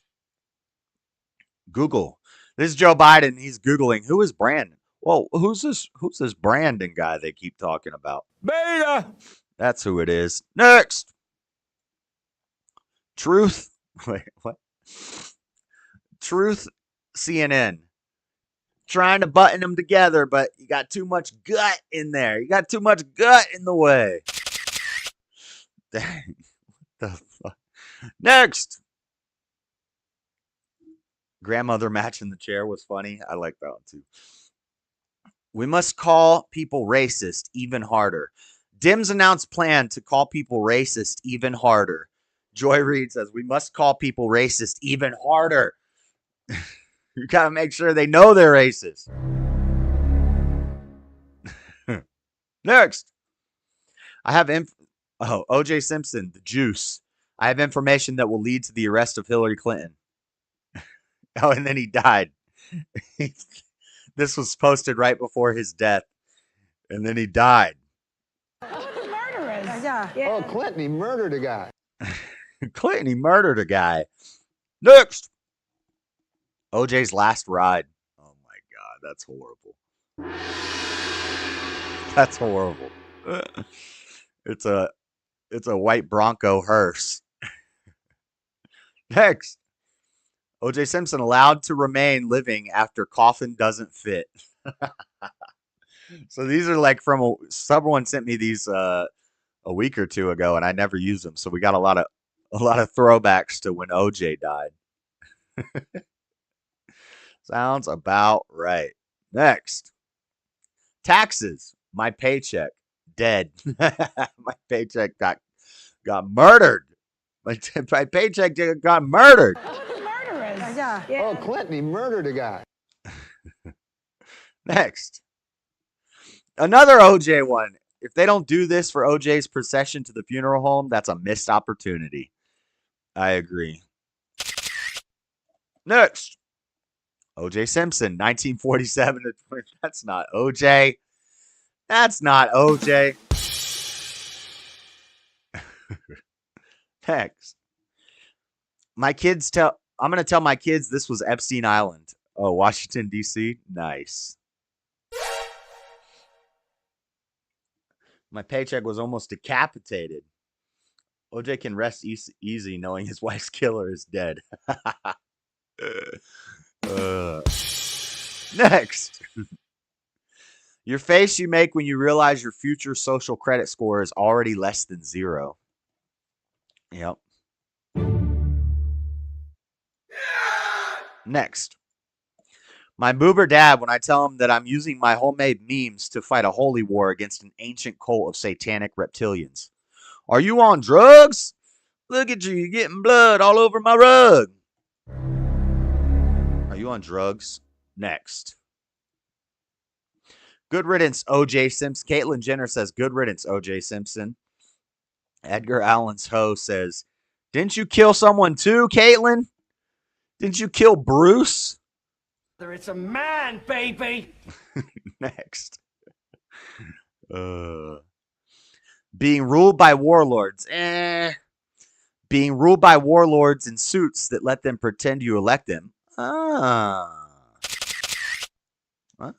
Makes sense. Makes sense. Next. Nothing to see here.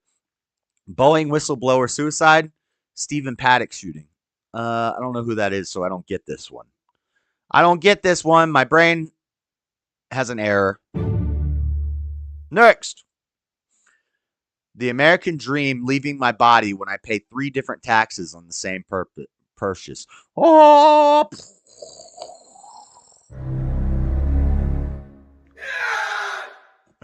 Next.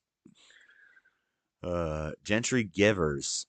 Whenever I'm feeling sad, I just remember that there's trillions of dollars spent on propaganda that didn't work on me. Hey, let's go. What sound effect should I play?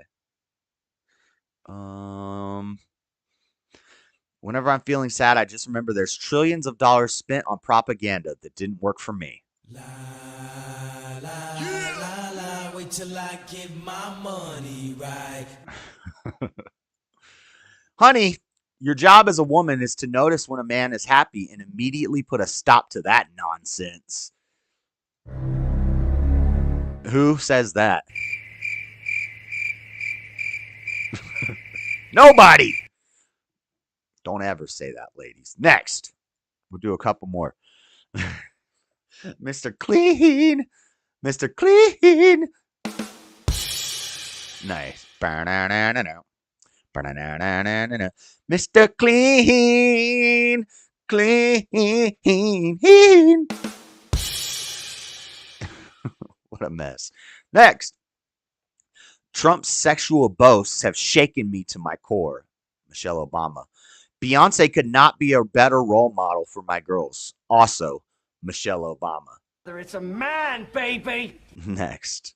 Beta. The collapse of Europe's energy grid. An autistic Swedish girl decides to skip school. Nice. Do a couple more. Next. Just got my Ancestry DNA results back. Assorted crackers. Thanks, Ancestry. That's what I figured. Next.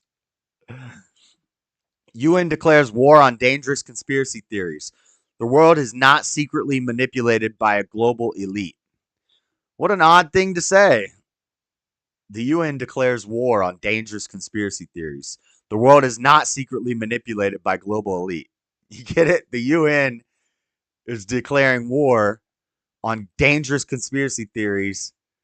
And then they say the world is not secretly manipulated by global elite, as they're secretly manipulating the world because of their dangerous conspiracy theories. You get it? Last meme. Hope it's a good one. Ew! Meet your Civil War opponents. Oh, we've done this one before. I think we've gone in a loop. We've seen this before, but it's a good one. Now you see this girl coming at you. See this squad coming at you. You better get away because they're probably all about to light themselves on fire. And that's that for the memes.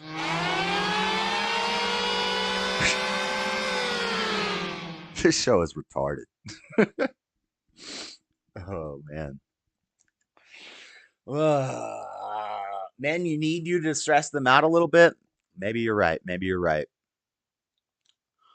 Whoa, that stomach is rough. Yeah, that thing looks like it's going to eat me. That stomach is about to eat a person. Thing looks hungry.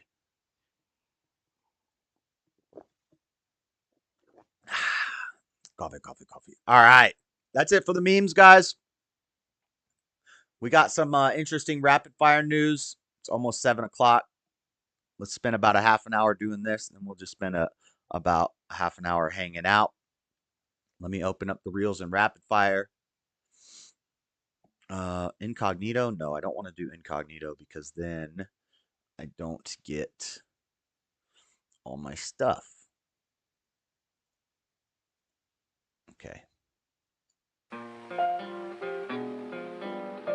Stop. Stop. Pause. Okay. Let me just look at something real quick.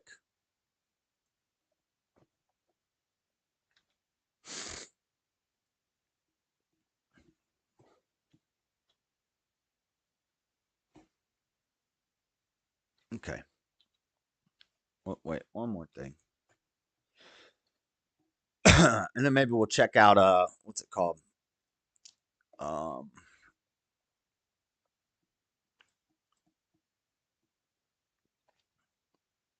Maybe we'll check out some breaking news or something like that. All right, first let's look at some reels. Here's a cool reel. This is comparing the Fallout show to the Fallout game, which I played on stream.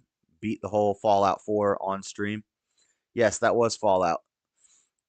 This is a cool little reel, and it just shows how it's a really good show. It's so accurate to the game. It's a great, probably the best video game to movie adaptation I've ever seen. Most video game to movie adaptations suck. There's not a lot I can think of off the top of my head, but like the Super Mario movie.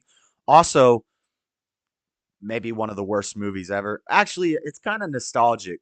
It's kind of like a cult favorite, the Mario movie, but it's not close to the video game. It's not like the video game, you know? It's not a good adaptation. What other games have they made into movies? I think there's like a Halo show. I don't know if it's... I don't know. I haven't watched that. But here just shows you top screen is the show, bottom screen is the game.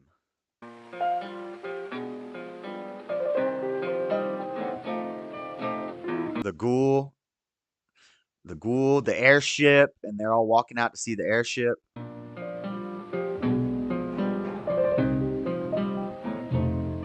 Look at dog meat. I love dog meat. The donut in the wasteland. The gas station. The robot in the show's name was Snip Snip. The robot in the game was a different robot. Forget his name. It starts with a W. The abomination. You shoot the abomination in the head and it stops him.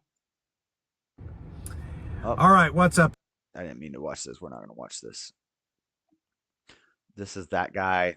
I did a reaction to his video, and then he did another response, not to my video, but to the people in general that were saying what I was saying.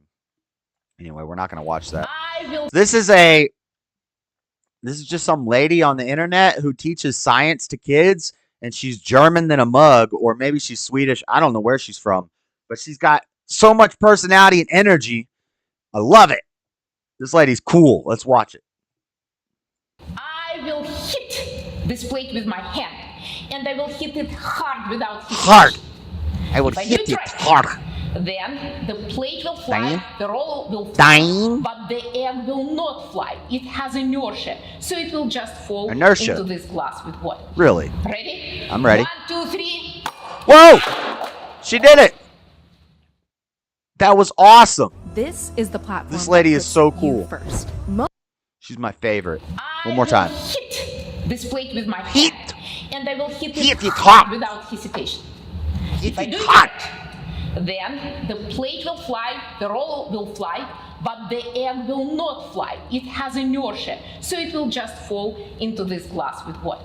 I used to have those same glasses. My parents had those glasses when I was a kid. Ready? Ready? 1, 2, Ready? 3. Oh! Aya! Dude, this lady's awesome. I think I have another one of her. Hold on. Hold on. We got more. So, take a long trash bag, okay? Take a long trash bag. And now I want to inflate it. Watch me. Inflate it. So, how many breaths do I need? How many breaths do I need? 2, 3, 4, 5. It's a 5 lot. breaths. That's a lot of breaths. Now let's use physics. Ooh, Watch teach us me. some physics. Now I leave some space between. Bro, if I had this lady teaching me physics when I was a kid, I would have been a dang scientist today. This lady's a boss. No, how many breaths? Not how many breasts. How many breaths? 2, 1 for each hand. Duh. No breaths. not breasts. Hold on. Let's make sure we understand physics, guys. In my face and this. We did it! How did it work? When I left some space, watch. It creates a reverse pull. The air going into the bag sucks in. It makes a low pressure versus a high pressure, and it sucks more extra air in with it. I create high speed of the airflow. High speed, low pressure High speed. inside. And then air from Outside. gets sucked in from high pressure to low pressure inside. And if you use physics, you just need one breath. Watch again. Whoa. Okay. Now we gotta. So that lady's awesome, right? That lady's my new favorite. Fun bags. She's intense as fuck. Yeah, she's high pressure air makes intense low pressure to high pressure airflow. Look. That lady's awesome.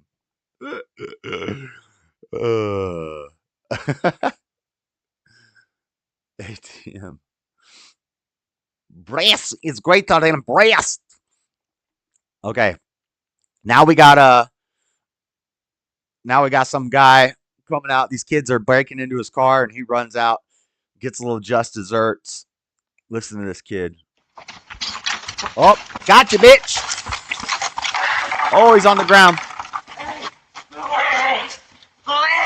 Help me! Please help me! Beat his ass. But now the homeboy's driver. Look at this guy, almost loses his life right here. Boom! He kicked his door closed. I've watched this in slow-mo. He sees the truck door and he kicks the door closed. He probably broke his foot. He probably broke his foot on this or hurt his foot very badly, but look, last second, he turns and sees the door and he kicks the door closed. Bro, this dude's a legend. Lands on his feet. Homeboy jumps in the car. He's calling the, too bad you don't have a blicky. Got the license plate. Gotcha, bitch. Hopefully those kids go to jail. Help! Help! Help! Let me say about Wayne, though. Pretty awesome. Let's watch it one more time. That I was not planning on playing that next Tech 9 clip, but maybe we'll play it. We're gonna put some respect on Wheezy's name.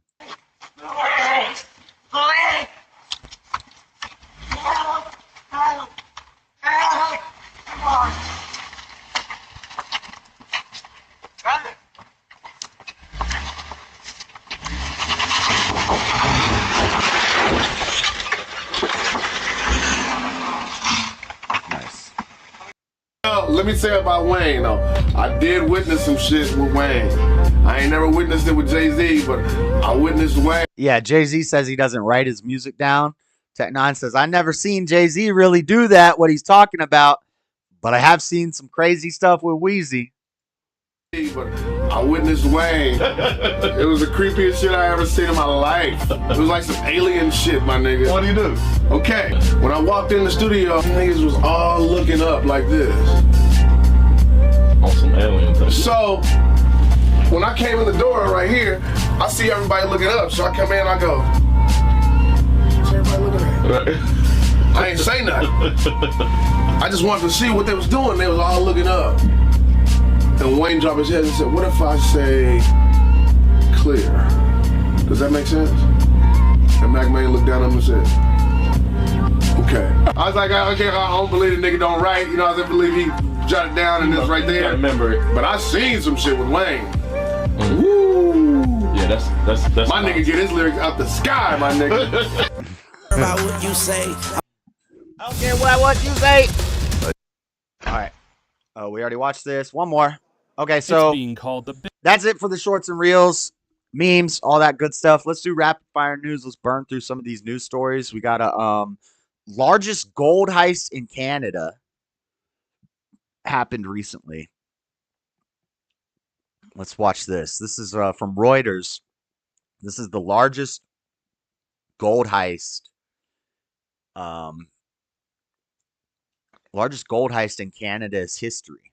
Biggest gold heist in Canadian history.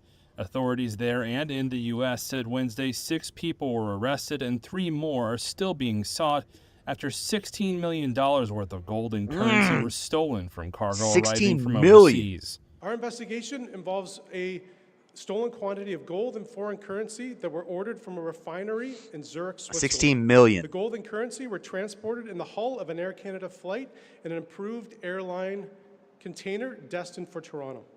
This flight arrived at Toronto's Pearson International Airport on April 17th, 2023 at 3:56 p.m. Shortly after, the gold and currency were offloaded from the aircraft and brought into Air Canada cargo facility. At 6:32 p.m., the suspect arrived at Air Canada cargo driving a 5-ton truck. The suspect reversed his vehicle to the loading dock and exited the truck. The suspect was carrying a fraudulent airway bill as he approached the warehouse. Regional police in Ontario named 9 suspects and say they face 19 charges. At least 2 were Air And this is Canadian. They're all Middle Eastern.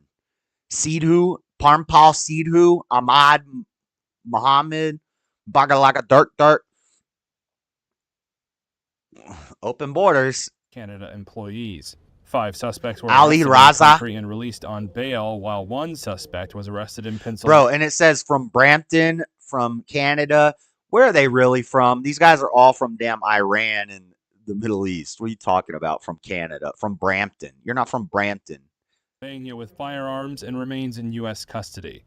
Police have issued Canada-wide warrants for the other 3.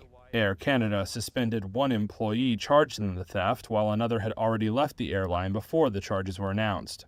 The authorities found more than 2 pounds of gold and approximately $315,000 worth of Canadian currency. They also found more than 60 firearms believed to have been bought with the stolen money. Following the heist, a Miami-based transport and security services provider... Oh, so we got a bunch of Muslims stealing $16 million in gold from Canada. I wonder how they got to Canada. And then they bought guns, an arsenal of weapons with the gold. Wonder what they're planning. Wonder what they're planning. Brinks sued Air Canada in October, alleging negligence and carelessness.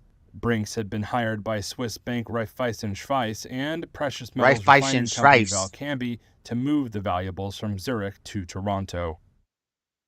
From Reuters, greatest gold heist in history. I'm not really going to talk about this. I made a short of it. The pastor, Mark Driscoll, was kicked off stage at the Stronger Men's Christian Conference, where they started the show with a guy basically doing a strip club, a strip tease. I think I've got it. I'll just play the short from my channel. If you guys didn't see this story, this is crazy. This is the weakness of Christianity. These mega churches, these beta fake pastors. What's the guy's name? Who kicked him off the stage? Not Driscoll. Who was the one that put it on? Oh, here, we'll play it from here.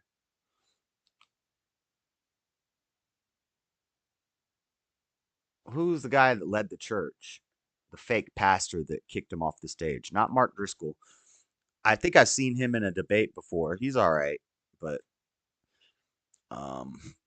let's see. I'll just go to my channel.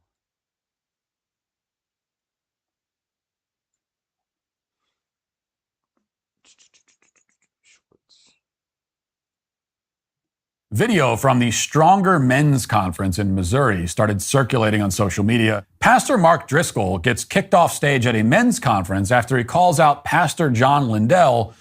John Lindell, that guy's beta. That guy's beta. The Stronger Men Conference, and you start it with a man stripping down and dancing on a pole. This is modern Christianity in America. For allowing a demonstration from a male stripper. Blur it out. Censorship. Blur it.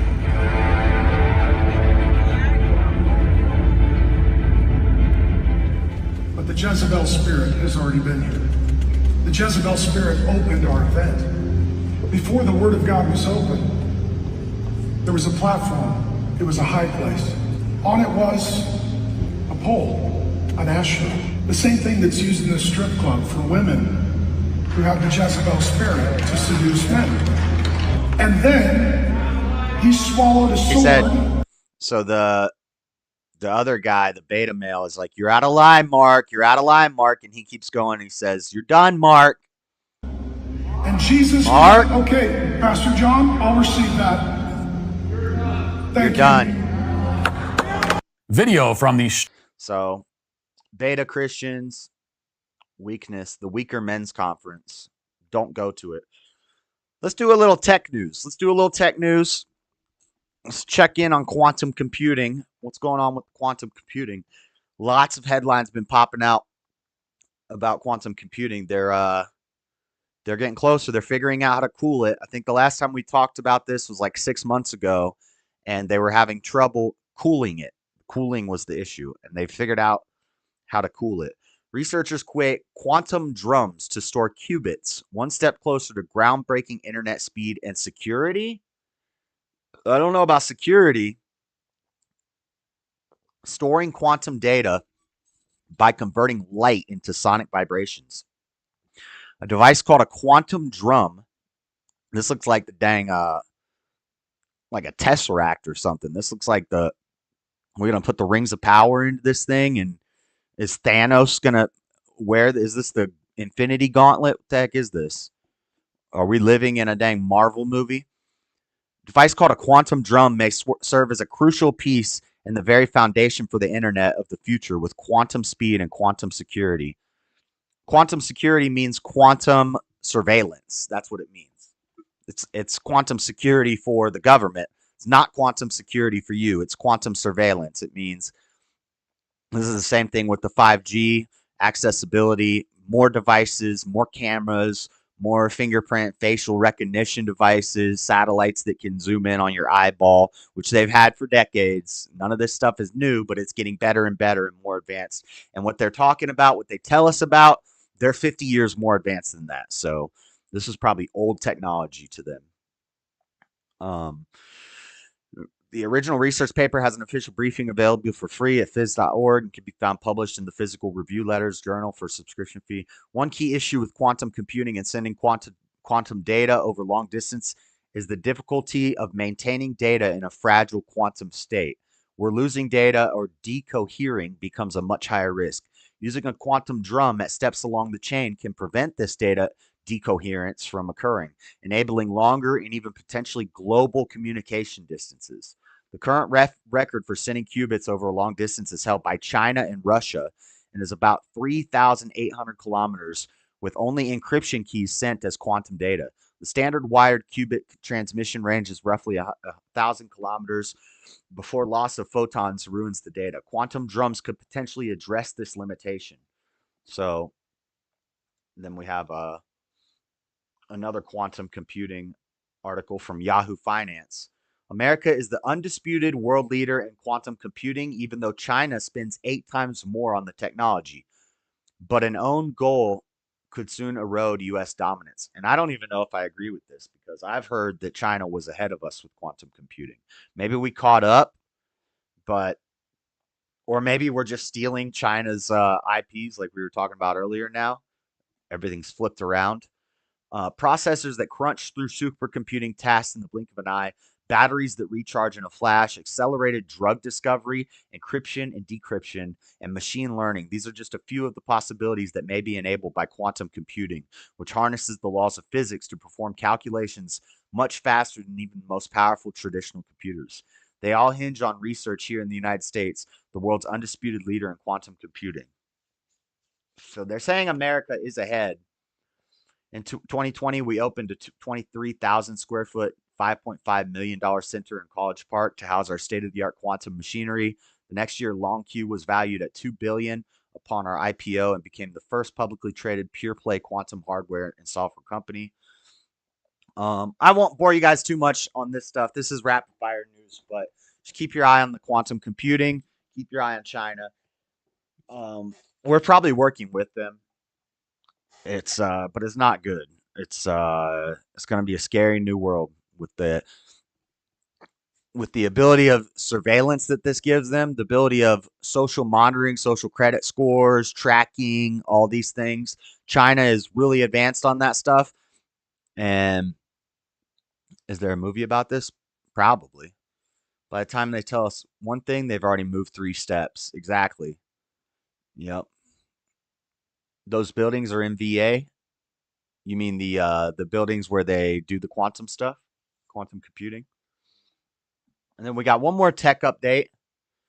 First AI dogfight. Air Force confirms the first successful AI dogfight. Now we're sending multi-million-dollar jets into the sky controlled by AI. I did a story on this when they were talking about putting the AI in the jets. I talked about this some months ago. Well, here's an update on that. The first AI dogfight has happened. We got to add. You leave it or not, baby. Let's mute the ad. And U.S. Air Force on Wednesday publicly confirmed the first successful dogfight between a fighter jet piloted by artificial intelligence and a human piloted aircraft. So it's a human versus AI. I wonder who won. AI versus human dogfight was carried out as part of the Air Combat Evolution ACE program that the Defense Advanced Research Projects Agency launched in 2019. The Air Force conducted the AI dogfights at Edwards Air Force Base in California, home base of the 412th Test Wing. Madison. Hey, Ashley. Yeah, we're here From at Fox the plant Business in Marietta, Georgia, and behind me are C-130s. Well, part of them, obviously, not completed, but these planes are made from start to finish right here at this site. And this iconic plane with the nickname of Hercules or Herc, it's celebrating its 70th anniversary this year. That's why we're here at a time when there are 2 wars overseas. If you've played with TikTok, you have been compromised. I agree. Concern around national security. We're getting I also agree with Bibby, mildly attractive reporter. Yes. that inside look. So when it comes to these planes, over the course of this year, we're expecting to have over 20 made. Over the course of the 70 years, Lockheed 2,700 stocks are down. C-130s have been made. That's and shocking. approximately half of them Especially are when we're at still wartime. operational. VPs at Lockheed tell us it's a combination of the American craftsmanship and I don't want to see these big planes. I want to see the dogfight. Is this even the right? I hate when they have a video that doesn't go with the article because I want to see the AI dogfight. the reliability and durability of this aircraft that makes that possible. There's a number of these aircraft that were made in the early This is 60s not- that continue to operate even after all that time, and they've only gotten better since then. The way that it is built to fly fast enough to refuel fighter jets and slow enough to refuel helicopters. This video- to be able to land in 3,000. This video does not go with this article. This is a video about Lockheed Martin. But anyway, first AI. Potential for autonomous air-to-air combat has been imaginable for decades, but the reality has remained a distant dream up until now. Bullcrap. Secretary of Air Force Frank Kendall said in a press release in 2023, the X-62A broke one of the most significant barriers in combat aviation. This is a transformational moment, all made possible by breakthrough accomplishments. So see, what's the point? What's the point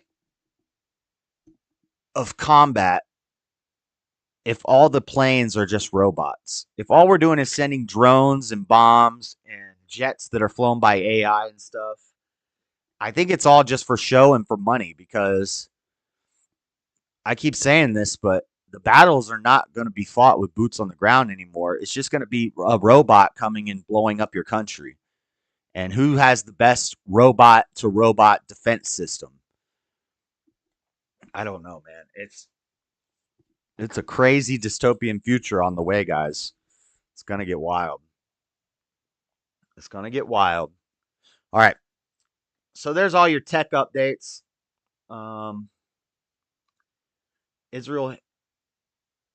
This should have been in the Israel stuff, but Israel hit Iran with a half-ton. Or no. Yeah, this should have been in the Israel section. This is actually from this morning. This is breaking news from this morning. Israel hit Iran with a half-ton supersonic rampage missile. Half-ton supersonic rampage missile. Israeli media reported that Israel used a Rampage missile in its strike on Iran. The supersonic missile is designed to strike ground targets such as military bases. However, officials and independent analysis are giving a range of other possibilities. We're not going to read this. Rampage was designed for use against targets such as communication and command centers, Air Force bases, maintenance centers, and infrastructure, according to the company's website. A Rampage missile. I'm sure we paid for that. New technology that they got. We already talked about Israel. This was just breaking news, though, from this morning. So, multiple attacks from Israel on Iran.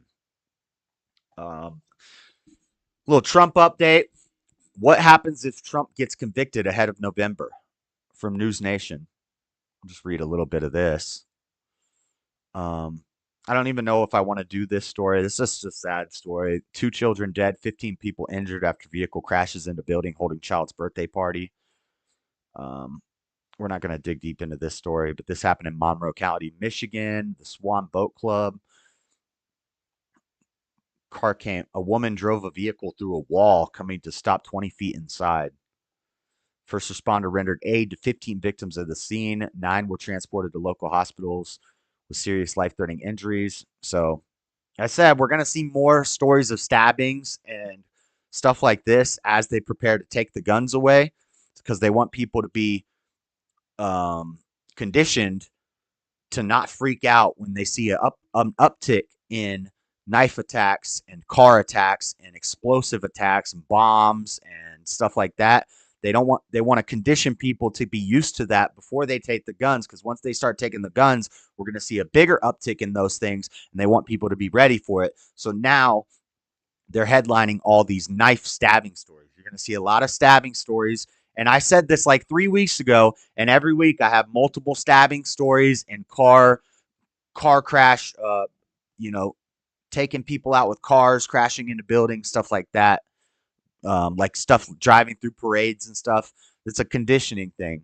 They're going to get us used to it. Less gun violence. Well, there's going to be more gun violence stories too until they start taking the guns away. But there's going to be a lot of these stories pushed to the forefront to get us used to it. Of course, it was a woman. Yeah, maybe, let's be fair. Maybe she's just was she Asian? Was she Asian? What was her name? Was it Wang Fukyu or Wang Fukmi? What was her name? Because maybe it wasn't really on purpose. Maybe she just didn't know how to drive. Okay. Anyway, what happens if Trump gets convicted? The first ever criminal trial of a current former U.S. president is underway in Manhattan, renewing questions over what a potential conviction would mean for former President Donald Trump as he campaigns for the White House. This is from News Nation, by the way. A conviction in the New York case where Trump faces 34 felony counts of falsifying business records wouldn't bar him from the presidential race, but it still could roil his 2024 bid and open up the possibility that this year's GOP nominee is a convicted felon.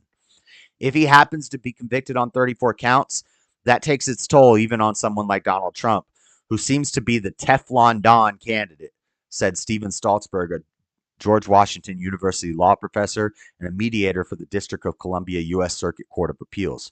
Jury selection for the historical trial, the first of Trump's 4 criminal cases to reach a jury, happened this week in Manhattan, where the courts narrowed down hundreds of New Yorkers to 12 jurors and 6 alternates who will consider the former president's fate. We already know about the case, but politically, as Trump continues to cash his legal woes as politically motivated, the trial and ultimate verdict isn't likely to change the minds of 2024 voters already firmly in his camp. Trump argues he's done nothing wrong in this and his other cases. He's the only person in America who could probably be charged in 4 different cases and have his popularity among his base go up, because the base is already convinced that he's affected, that he's being targeted. Yeah, duh. Still, a conviction would brand him a felon, and that could turn off some key voters, including independents and some law and order Republicans. I'm a law and order Republican, and I think it's a crooked-ass system, and that if he gets convicted, so what? I'm not a law and order Republican, but you know what I mean. If he emerges from the trial a convicted felon, I don't think that he's going to play well with the independent voters, even though they may not be a huge population. People will hesitate, I think, before they vote for a convicted felon. So keep our eyes on that stuff. Just a little update. That's not really okay. Now, before we do this story, let's do this one. This is a fun story. Giant 82-foot lizardfish discovered on UK beach could be largest marine reptile ever found. Bro, it's a baby leviathan. I told you the tunnels to Agartha were opening up. The tunnels in the depths are opening. Dang, Leviathan is coming out of the Marianas Trench and having babies. They found a dang baby Leviathan on a beach. That's exactly what that is. That's what the dang Leviathan looks like. What the heck? Newly discovered Ichthyosaurus that lived 200 million years ago in the Triassic Sea is potentially the biggest to ever live. Scientists have unearthed the remains of a gigantic 200-million-year-old sea monster that may be the largest marine reptile ever discovered. The newfound creature is a member. This is the craziest story we're doing tonight, guys, just so you know. I saved the best for last. The dang ichthyosaur, the dang mini leviathan, was found on the beach. Last week, the oldest conjoined twin was a transgender died. Save the best stories for last, guys. Look at this thing. Look at this digital recreation. Up the diverse family of marine reptiles called mosasaurs. No, that's a baby leviathan, bruh. The pits of Agartha have opened. The monsters are coming from the depths. Get ready, boys. Get ready. You better be ready to fight some dang demons and some dragons and some sea creatures. They were not dinosaurs, but a separate group of reptiles more closely related to modern-day snakes and lizards. Look, that's a Komodo dragon is a baby leviathan. I knew it. That's not evolution. That's adaptation. Mosasaurus species were among the largest members of the mosasaur family, with the biggest specimen ever found estimated to be about 56 feet long, according to the Philip J. Currie Dinosaur Museum. Large mosasaurs, like Mosasaurus... Damn, that thing's eating a pterodactyl! This could all be fake also, by the way, guys, just so you know. I don't know, 100%. I don't know, like, is a pterodactyl even really a thing? Or was that just dragon bones and you don't want to tell us about the dragons because you know they still guard the depths in the mountains? And like, it's like, dang, Lord of the Rings out here in this piece. They don't want us to know. Would likely have eaten all kinds of prey, including fish, seabirds, sharks, and even other mosasaurs. Fossil evidence of severely broken and healed jawbones of a Mosasaurus species indicate they lived a violent lifestyle. One mosasaur fossil from another group was found with 3 other mosasaur remains in its stomach, including a juvenile mosasaurus. They're cannibals. And a juvenile of its own species, according to the Smithsonian National Museum of Natural History. The mosasaurs disappeared from the fossil record alongside non-avian dinosaurs 65.5 million years ago after a giant asteroid crashed into Earth. Allegedly, that's what happened. You don't really know all that. A lot of that's guesswork. But I do think that there's probably a baby. It's probably a baby leviathan, and it's coming from Agartha. It's coming up from the depths. Ark Survival Evolved, Josh. Shane, my friend Shane just got that game, and he's been playing it, and he's been showing me it. That game looks pretty cool. You get to like raise a dinosaur farm. He has like a big old brontosaurus with like a shelter built on top of its back. It looks pretty cool. And you get a pterodactyl and you get to fly around. Allegedly Saurus. Yes. Allegedosaurus. Yeah, definitely. I'm not a dinosaur denier, but I'm also not 100% with the archaeology. And I think a lot of that is just guesswork. But now, to end the show, we got one last story from my hometown. Well, not from Salt Lake City, but from Utah, from Payson, Utah. This story was given to me by Matthew the other night. Payson, Utah. Students walk out of Utah Middle School to protest furries. Furries attack. When the furries attack. We got fake dinosaurs and people who think they're fake furry animals and people lighting themselves on fire. The world's a crazy place. I'm just reporting on it. Utah, several students and adults participated in an hours-long walkout from Utah's Mount Nebo Middle School. This is a middle school. When I was a kid, middle school was 6th, 7th, and 8th grade. At least in Florida, where that was my middle school. I know it's different some places. The reason for the protest? Furries! The petition was started online on Sunday when an initial target of 500 signatures, a number of signatures that was reached by Wednesday, prompting a goal to increase to 1,000 signatures. The description of the petition says that the administration of the school should more strictly enforce the district's school dress code. Specifically, supporters of the petition are trying to get stronger enforcement for the following section of the dress code: jewelry, accessories, tattoos, hair, facial hair, and other elements of a student's appearance that draw undue attention, distract, disrupt, or otherwise interfere with the learning atmosphere at school or school activities and events, or that create health and safety or welfare issues are prohibited. They're saying that this applies to furries. Furries are coming to school dressed as furries. Remember the little girl that wanted a litter box? I heard that was a fake story, but I also heard it was real. Not 100% sure on that one, but apparently this is a real furry. Furry is a fandom. A furry named Strudel. Toaster? Is the first name Toaster? Toaster Strudel? Furry is a fandom. A furry named Strudel told ABC4.com. We don't think that we're animals. According to WebMD, a furry is someone who has an interest in animals with human qualities and who sometimes dresses up as a cartoon-like version of an animal. I really like the idea of animals that walk and talk, so I'm going to dress up as one. As kind of a fun sort of cosplay thing, Toaster Strudel said. Strudel said there's a difference between furries and a group called Therians, who believe that on some level they are an animal. Kids are so fucking crazy. Sorry for the profanity, but I don't even know these words. What is a pleb? What is a dang Therian? I thought a Theron or a Thetan was a Scientology thing. They prefer being called Therian. No, Terry. He's saying that Therians and furries are different. Duh. You don't know the lingo? You don't know the difference between a pleb and a furry and a Therian and a Thetan and a interspecies erotica. Ugh. Bestiality. Why did the students protest? Videos of the protest were shared on social media. Let's see if we can get a video. Let's get some video action going.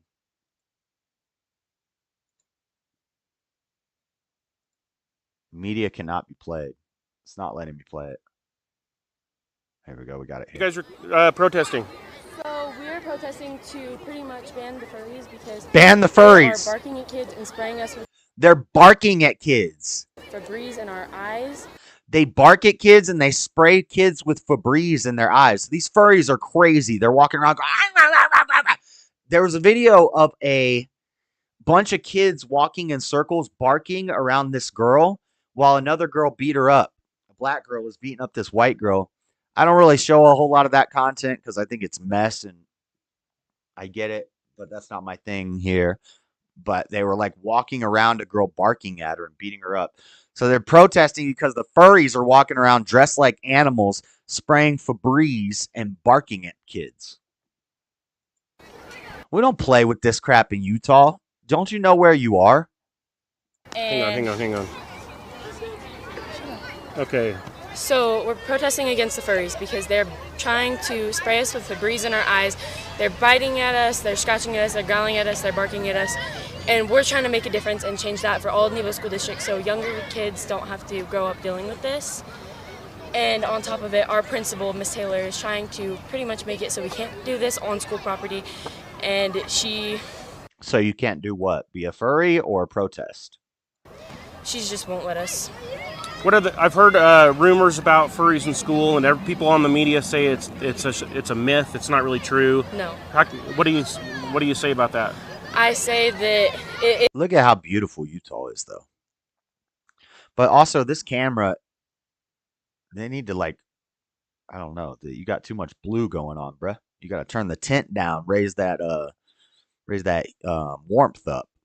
is very true, and these kids are mentally ill, and they're trying to force their illness upon us. What are they? Febreze is to act like skunks? What are they doing in class? Is that true, or are you joking, B-Wise? The Febreze is to act like skunks? Don't humans usually spray animal stuff with Febreze? Isn't that kind of backwards? God, this is worse than the brutal fights we've been seeing. Yeah, there's a lot of brutal fights happening too, but this is crazy. They should be called Febrezes. Febrezes. Like, how are they being identified as furries? They wear costumes. They sit on all fours. Look at all these kids running up. I want to be on the news. Hi. Oh, hi. Nice you have your most Base little Utah kids. Yeah. Okay. Awesome. Did she just say, do you have your rabies shot? Why? For the furries? What'd she say? They wear costumes. They sit on all fours. Kendall and Kirsten. Hi. Oh, hi. Nice you have your mom's permission to talk to the news, right? Yeah. Okay. Awesome. Oh, no. But she said you gave your permission to talk to the news, I think she said. They are. Oh, parents' permission. She said you have parents' permission to talk to the news, right? She's not on camera right now. And she's not on camera. Like, they're sitting on. Get off the camera, little boy. Perch. They're wearing animal costumes. They're growling at us, barking at us in class. And it's very distracting, and we just want to come to school to learn. They're barking at you in class? Yeah. Okay. They try to give us rabies. Yeah. They try to give us rabies. What kind of animal costumes are they wearing? Cats, dogs, foxes, Like, anything. what do you mean? Like a full-on bodysuit or what? They're like tails, ears. It's very sexual and inappropriate. They're wearing butt plug tails. Butt plug tails? Little kids? Wait, what? Wait, what? Like you put it in and a tail hangs out? Bro, what the fuck is going on in the world? Oh my God. Jesus, can you come back? Jesus, can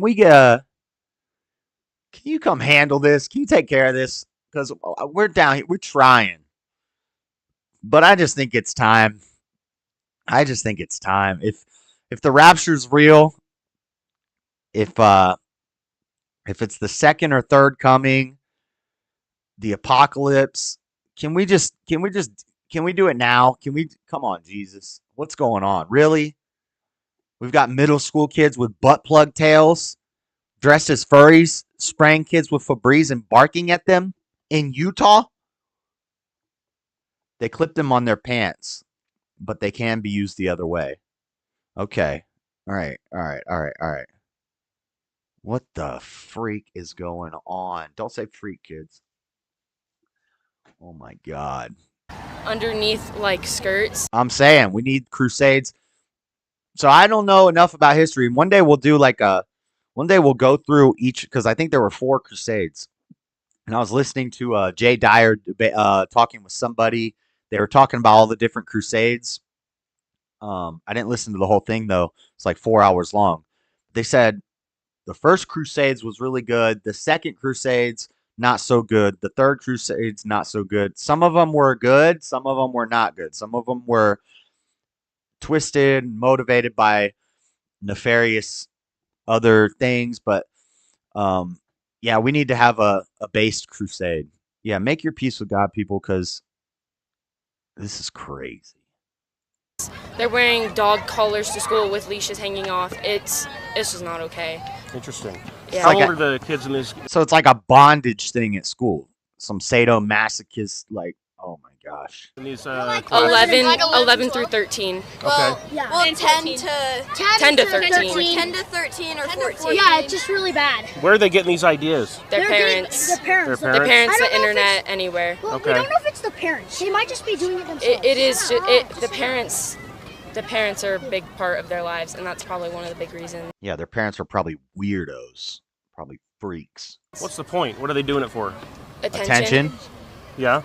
They probably don't get enough of it at home, or their parents just. That's what the girl on whatever, she had like 100 piercings in her face, and she had pointy elf ears. And Andrew was like, "You're doing this for attention."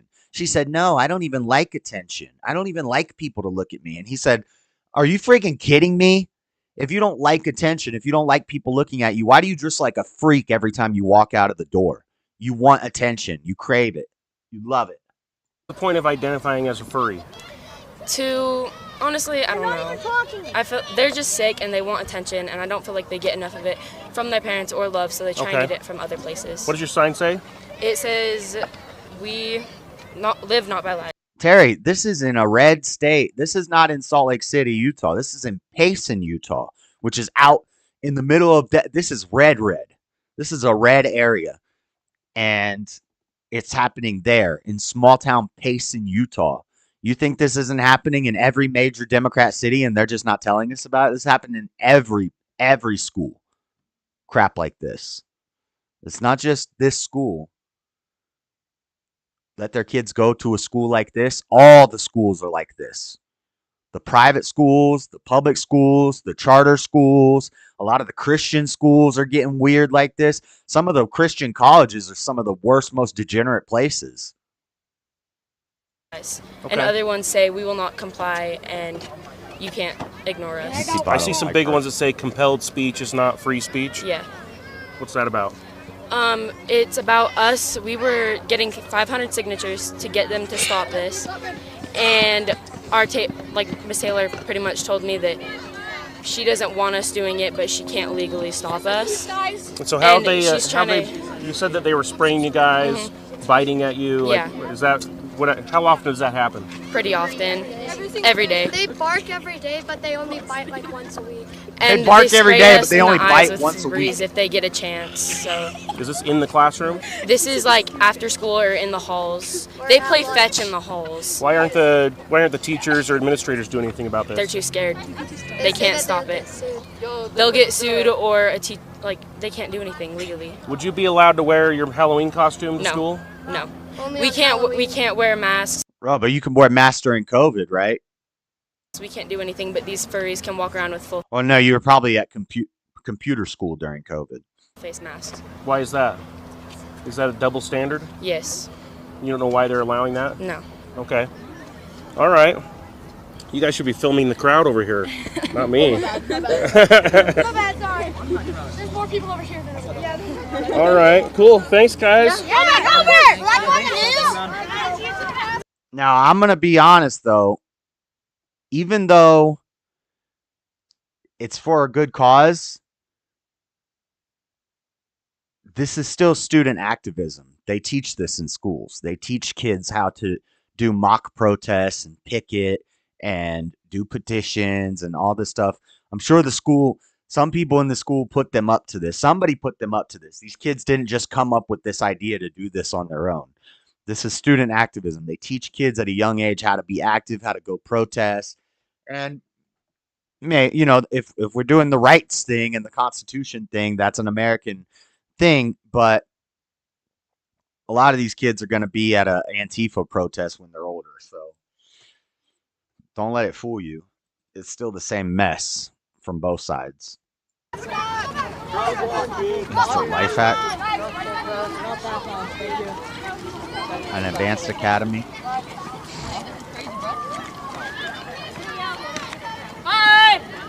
Hey, what's going on? Can I film you guys here? I don't. Okay.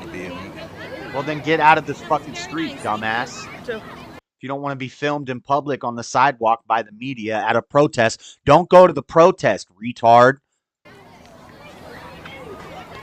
Why did you even ask them that, producer guy? Utah is a single-party consent state. If you're on the sidewalk at a protest, the media's there. You don't get to say, I don't want to be filmed right now. That dude just pissed me off more than the furries. Maybe not. That's not true. But like, what are you talking about? Why are you asking their permission, bro? You're the media. How many kids do you think are out here? 100, 200? Will you encourage the kids to stay over Sure. there? I just worry. Yeah. I don't want them to get suspended.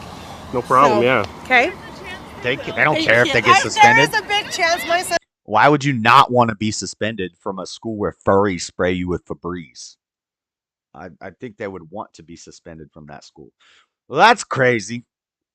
But that's all I got, guys. That's all the news. That's all the memes, the reels, the rapid fire, all the good stuff. And I'm almost out of time.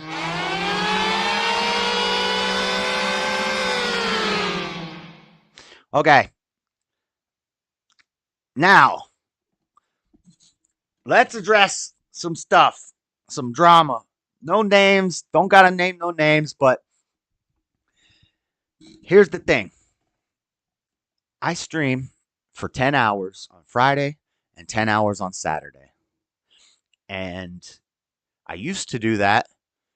And by the end of the show, I felt kind of not proud, but I felt like, that was a good stream. And I would tell people, you should go back and watch that stream. It was a good stream. Lately, I don't get that anymore. Lately, Saturday, when I woke up after the stream, I went to bed, woke up, had to go to work the next day, looked back, thought about the night before, and I'm thinking I drank too much, I went too long, and it was nonsense for like 7 hours. It was nonsense. It was not a good show. It was not a good stream. So, I'm not gonna change the form. I thought maybe I need to change the format. Maybe I need to do shorter streams, or maybe don't do the open Discord panel. But sometimes we get new people in there. We get Matthew showed up. We get Terry showed up. Steve Harloa shows up. Nada shows up. And I've not spent a lot of time talking to any of you guys. And you guys seem to all have good heads on your shoulders, and you're fun to talk to, and I like talking to you guys. But if one person is dominating the conversation and nobody can get a word in edgewise and they're all yelling, and this is not to one specific person, because there's always going to be, that's always going to happen, right? Whether I ban somebody, then there's going to be another person that comes in to fill that spot. And so I need to be more strict on how long and who I let come into the Discord and how long. And what am I trying? I'm trying not to like say names or attack nobody. The chat needs to be cleaned up too, Lord Spike. Yes. I don't want, if you're the type of person that just attacks people and just comes in and talks trash, if we want to roast each other a little bit back and forth, that's fine. But if that's all I see from you, all you do is come in the chat and attack people, don't come to my channel anymore. I don't want you here. I started this channel because I was in a screwed up spot in my life. I was homeless. I had just gotten off of hardcore drugs, and I kind of wanted I wanted to chronicle, or what's the word I'm looking for? Chronicle. I wanted to like document and see if I could improve myself. It started out as a self-improvement channel for myself, and the viewers could keep me accountable. Because if you go to NA and AA meetings and stuff, they say you need an accountability partner. I don't have family around me. I don't have friends. If I died of a drug overdose 5 years ago, my mom and my brothers, not many other people would care. Maybe, my family would care and stuff, but so I wanted to work on myself and document it, and maybe it will help other people work on themselves too. We have all these men's help channels, and they blow up because apparently there's a lot of young guys and young men out there who need help, and they're struggling. That's why Jordan Peterson blew up. That's why the Andrew Tates blow up. That's why all these men's podcasts where they're teaching you how to be a degenerate scumbag blow up, because these guys are looking for help. They're not wrong about everything. We got to physically work on ourselves, mentally, financially. I get all that. I'm with all that. But not being slut makers and, so I don't want to do a 10-hour stream and then afterwards be like ashamed of it. Like that was just trash. That was 10 hours of trash. So,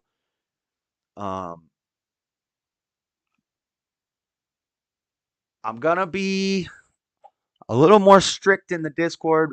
Buff, since you were in chat, apparently people like you, and this is not just coming from, this is coming from feedback from lots of different people who have been watching the channel for many years, for a long time. People tell me, hey, this is a problem. Nobody likes this. And if it was just me, or if it was just them telling me and I disagreed, I would say too bad. Too bad. Deal with it. If you don't like it, go somewhere else. But I do agree. So isn't Bus the co-host? See, Buff wants to be the co-host. And then he starts coming here blaspheming, saying F God and your fake God and stuff. I'm okay with that to some extent. But if you're going to say that stuff, then I'm going to try to get into a dialogue with you and figure out, and I'm going to try to destroy your worldview. I'm going to try to show how you're inconsistent and illogical and irrational, and you don't know what you're talking about. And to do that, you're going to need to answer questions, and we're going to follow a logic trail. And then by the end, you're going to say, maybe you're right, Josh. Maybe you're right. But if I'm trying to ask you questions and you're diverting and you're just jumping around saying F God and your fake Jesus and stuff, then I'm going to kick you out. It doesn't mean you're banned forever, but I'm going to kick you out.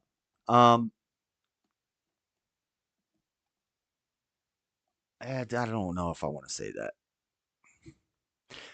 I'll say this. I don't know if he's here. Somebody can tell him to come watch this. Mr. Mad, you're going to have to take a break from the Discord for a little while. I'm not going to ban you from the Discord, but maybe sometimes we'll do a Mr. Mad hour where me and Mr. Mad just talk about stuff when he's sober, because we do have some good conversations sometimes. But once we go for 7 hours and we're both drinking, it just becomes attacking each other. And then I'm getting irritated, so I'm attacking my chat. I was attacking Tyrone. I was attacking Stephen Will. And I start going, and then I'm devolving into this same mess, and it's not good. It's not good content. It's not. I know a lot of people like the conflict, and I'm okay with conflict. I'm okay with disagreements and debates and stuff, but I'm not going to have people dominating my Discord anymore and not letting anybody get a word in edgewise. If a new person comes in, when Terry came in, she barely got to say anything. And she's never come into Discord before. That was her first time in a Discord.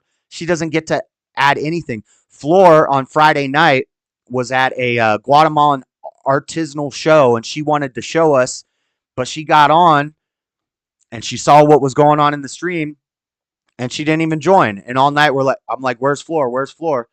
She told me 2 days later, she's like, I had something cool that I wanted to show to the stream, and I didn't join because it was just a mess.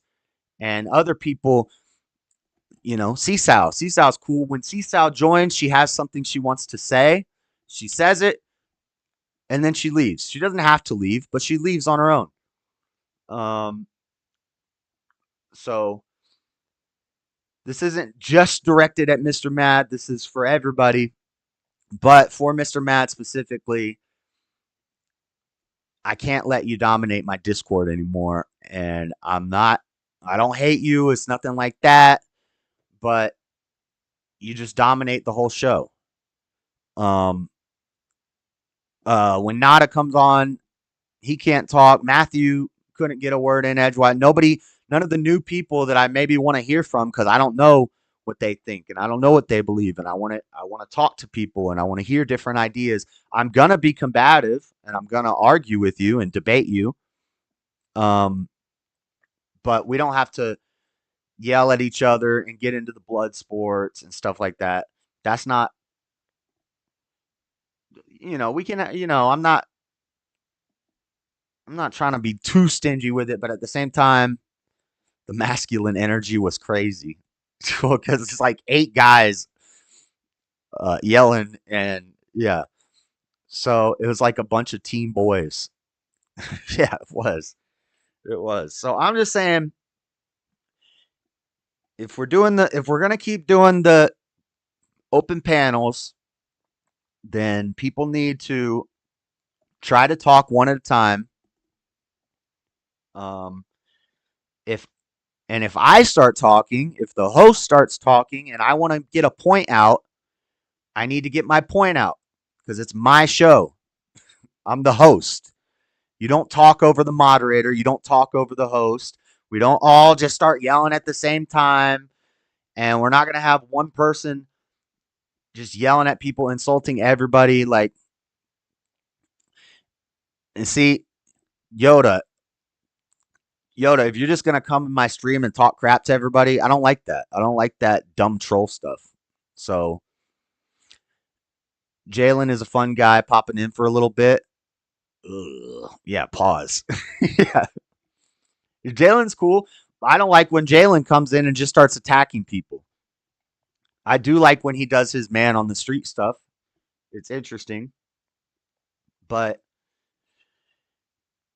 I've done that before. When random people jump in and just start yelling and cussing at me, I'll just ban them. But I can't not do that to some people because they sent me money sometimes, you know. Then I'm not really standing by my principles and what I believe. And I know this isn't like a Christian channel, but I have a flag behind me that says Jesus is my savior. I can't be being a dang degenerate on the internet. So I'm going to try to tighten up. Maybe not buy a dang 30 case of beer and sit and drink 19 beers for 10 hours on the stream. Maybe I get a 6-pack or something, which is tough for me, but I've done it before. I went a month without drinking. I went a week without smoking cigarettes. I've went 3 months without smoking pot. So, and I'm not saying it's going to change all of a sudden, but I'm going to work on it. Stuff like that, not promoting degenerate crap. Or if somebody degenerate comes on, having an actual discussion with them and talking to them. But I don't want to do a stream and have to make it members only or have to remove it because it's just a bunch of mess. There's nothing good coming from it. What's the point? Like I'm not going to say I was depressed, but I was like down. I was like, man, that there was no point to that. Nothing good comes from that. And it's not like I get more viewers. I get more viewers when I do a show and I just talk. So if you guys want me to just, maybe I just do a 2-hour show 5 days a week where I just talk and I don't do the Discord anymore. But then a lot of people tell me, well, no, we like that stuff. We look forward to that stuff throughout the week. We like those streams, but this is a problem. And I agree with the critiques, with the criticism. And so we got to try to work on that because I don't want it to be a messy show, but I do like doing the panels.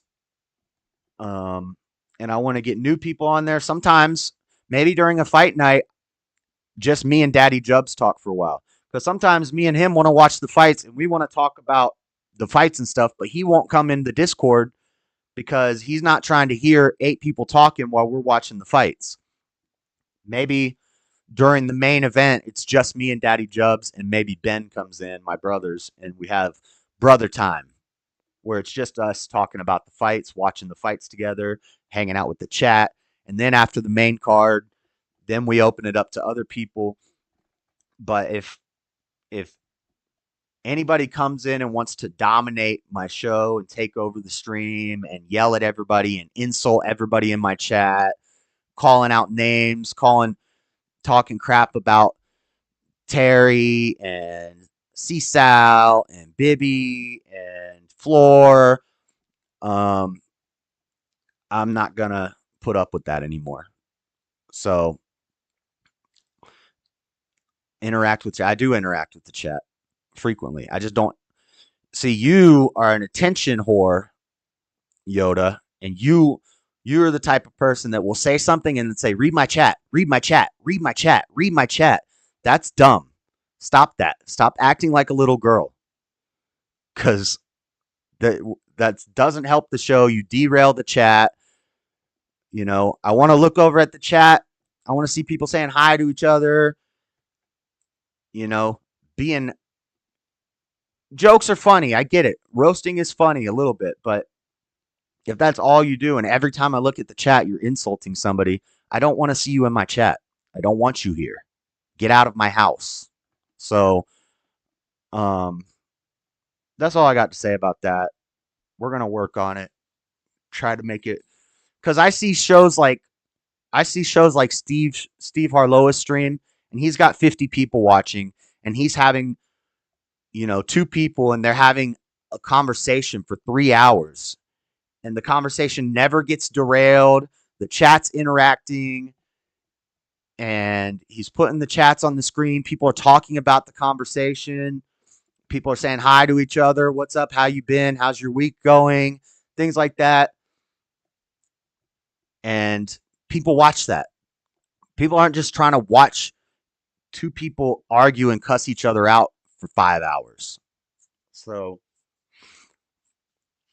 yeah, Nada, I get more people watching when I do the Monday night show. Last week we broke 20 viewers, which I haven't done in a while. I haven't done since before I got banned. Before I got banned, I was getting 30 plus viewers per stream. And then after the ban, it went down, which is to be expected. And now it's slowly getting back. But then on the Friday and Saturday night streams, we're getting 6 viewers the whole stream. And it's not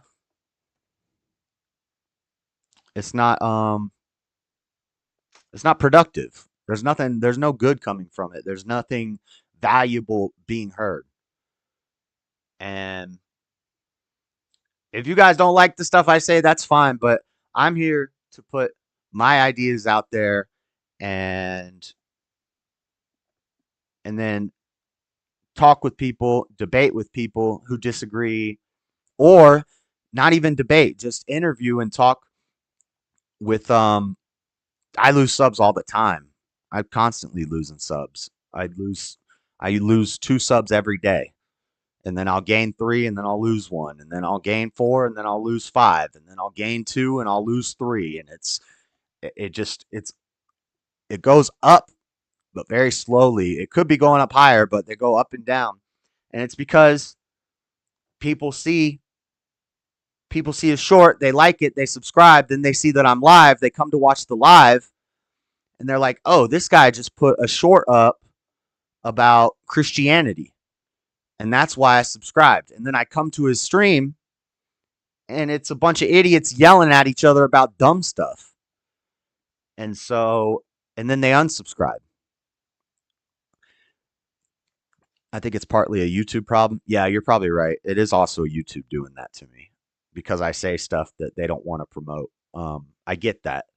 But I think we can deflect a little bit of those losses if we did better, more cohesive, organized streams. You know, and I see it. I see the results. I can look at my analytics. So, Mr. Matt, I love you, but you're hurting my numbers. And I'm not doing this for fun, you know? It is fun and I do enjoy it. I like doing it, and I don't care if I don't make any money off of it, but the reach is more important than the money. The money comes with the reach, and that's a perk, but the reach is what's important, and the message. If there's no message, then there shouldn't be any reach. Or if the message, YouTube doesn't like the message, they're going to try to shut it up. But yeah, I just this is a hobby, but it's also what I love to do. And I always wanted to be in media, broadcasting or journalism or media, or someday be able to like fly out to protests and do man on the street stuff, all that stuff.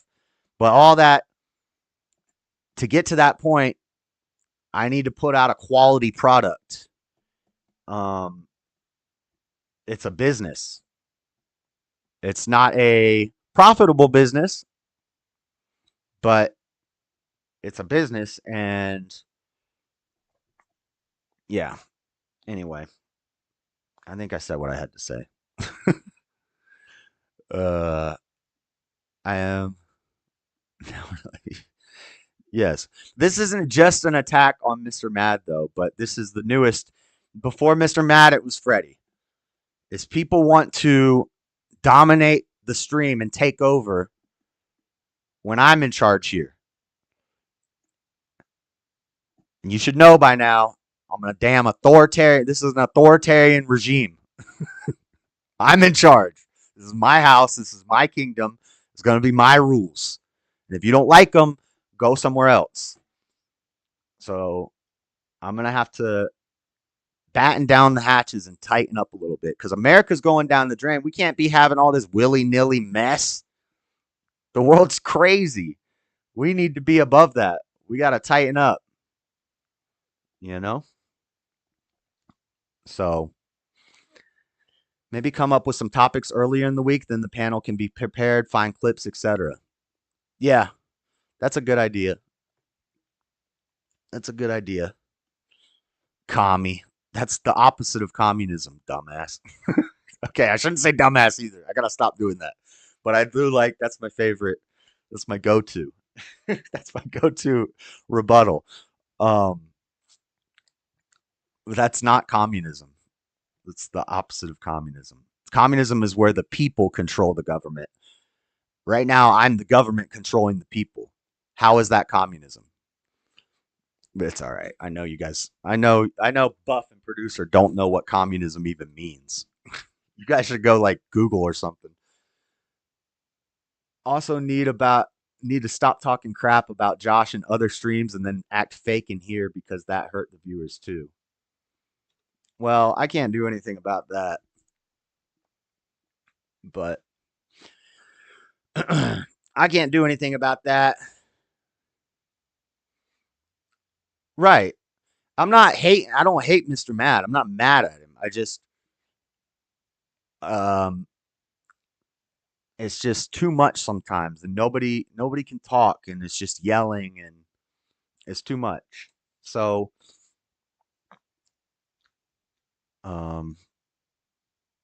yeah, and even if he's not there, there's gonna be another one sometime, and then I'm gonna have to tell that person, okay, you've taken up your Discord time. I don't want to ban you from the Discord, but I'm gonna keep you out of the chat because other people need to talk.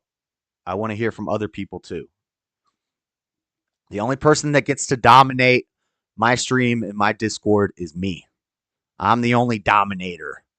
The dominator in these parts. Call me the dominator. Call me the dictator. What do you guys think about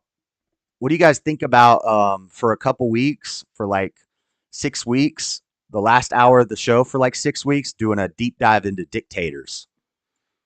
Like 1 week we can do Mao Zedong, 1 week we can do Stalin, 1 week we can do Hitler, just to talk about these dictators and where they went wrong, where they went awry, how a lot of times, usually the complaints about the world are the same on both sides. Marx's complaints about society and the world, I agree with all of his complaints. In the Communist Manifesto, I agree with all his complaints. It's the prescription that is the problem. Sometimes the prescription starts out righteous and it goes crazy sideways, and it turns into mass murder of large swaths of the population. And I think it'd be interesting to spend some time going through each of the dictators, seeing where they went wrong. You know, it's just something I was thinking about. I'll bring my little red book.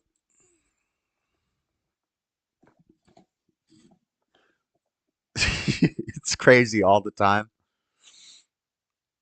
Yeah, I'm not exactly sure who Floor's talking about. I know there's some people who talk crap about me, but they're usually not in the chat.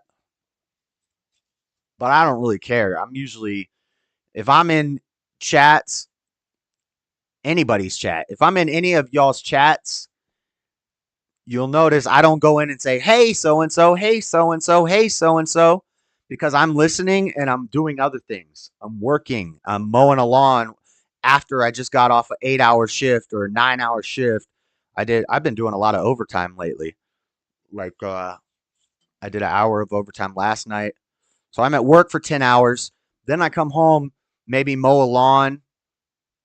Maybe I got stuff I got to get done. I got to go to the post office to sell some cards, whatever. Then I got to put a show together. Then I get 4 hours of sleep, wake up and do the show. And so if I'm listening to a stream, I'm not sitting there watching in the chats. I'm not watching what people are saying. And sometimes I do. Sometimes I'm laying in bed and I'm watching the chats and then I'm responding to the chats. But usually I'm just listening to the show. And if somebody says something interesting on the show, I'm going to make a comment about it in the comments and then put my phone back. And then I don't even see what the chat is saying to what I said. So I don't really care about people talking crap about me in other chats too much. It's not really important.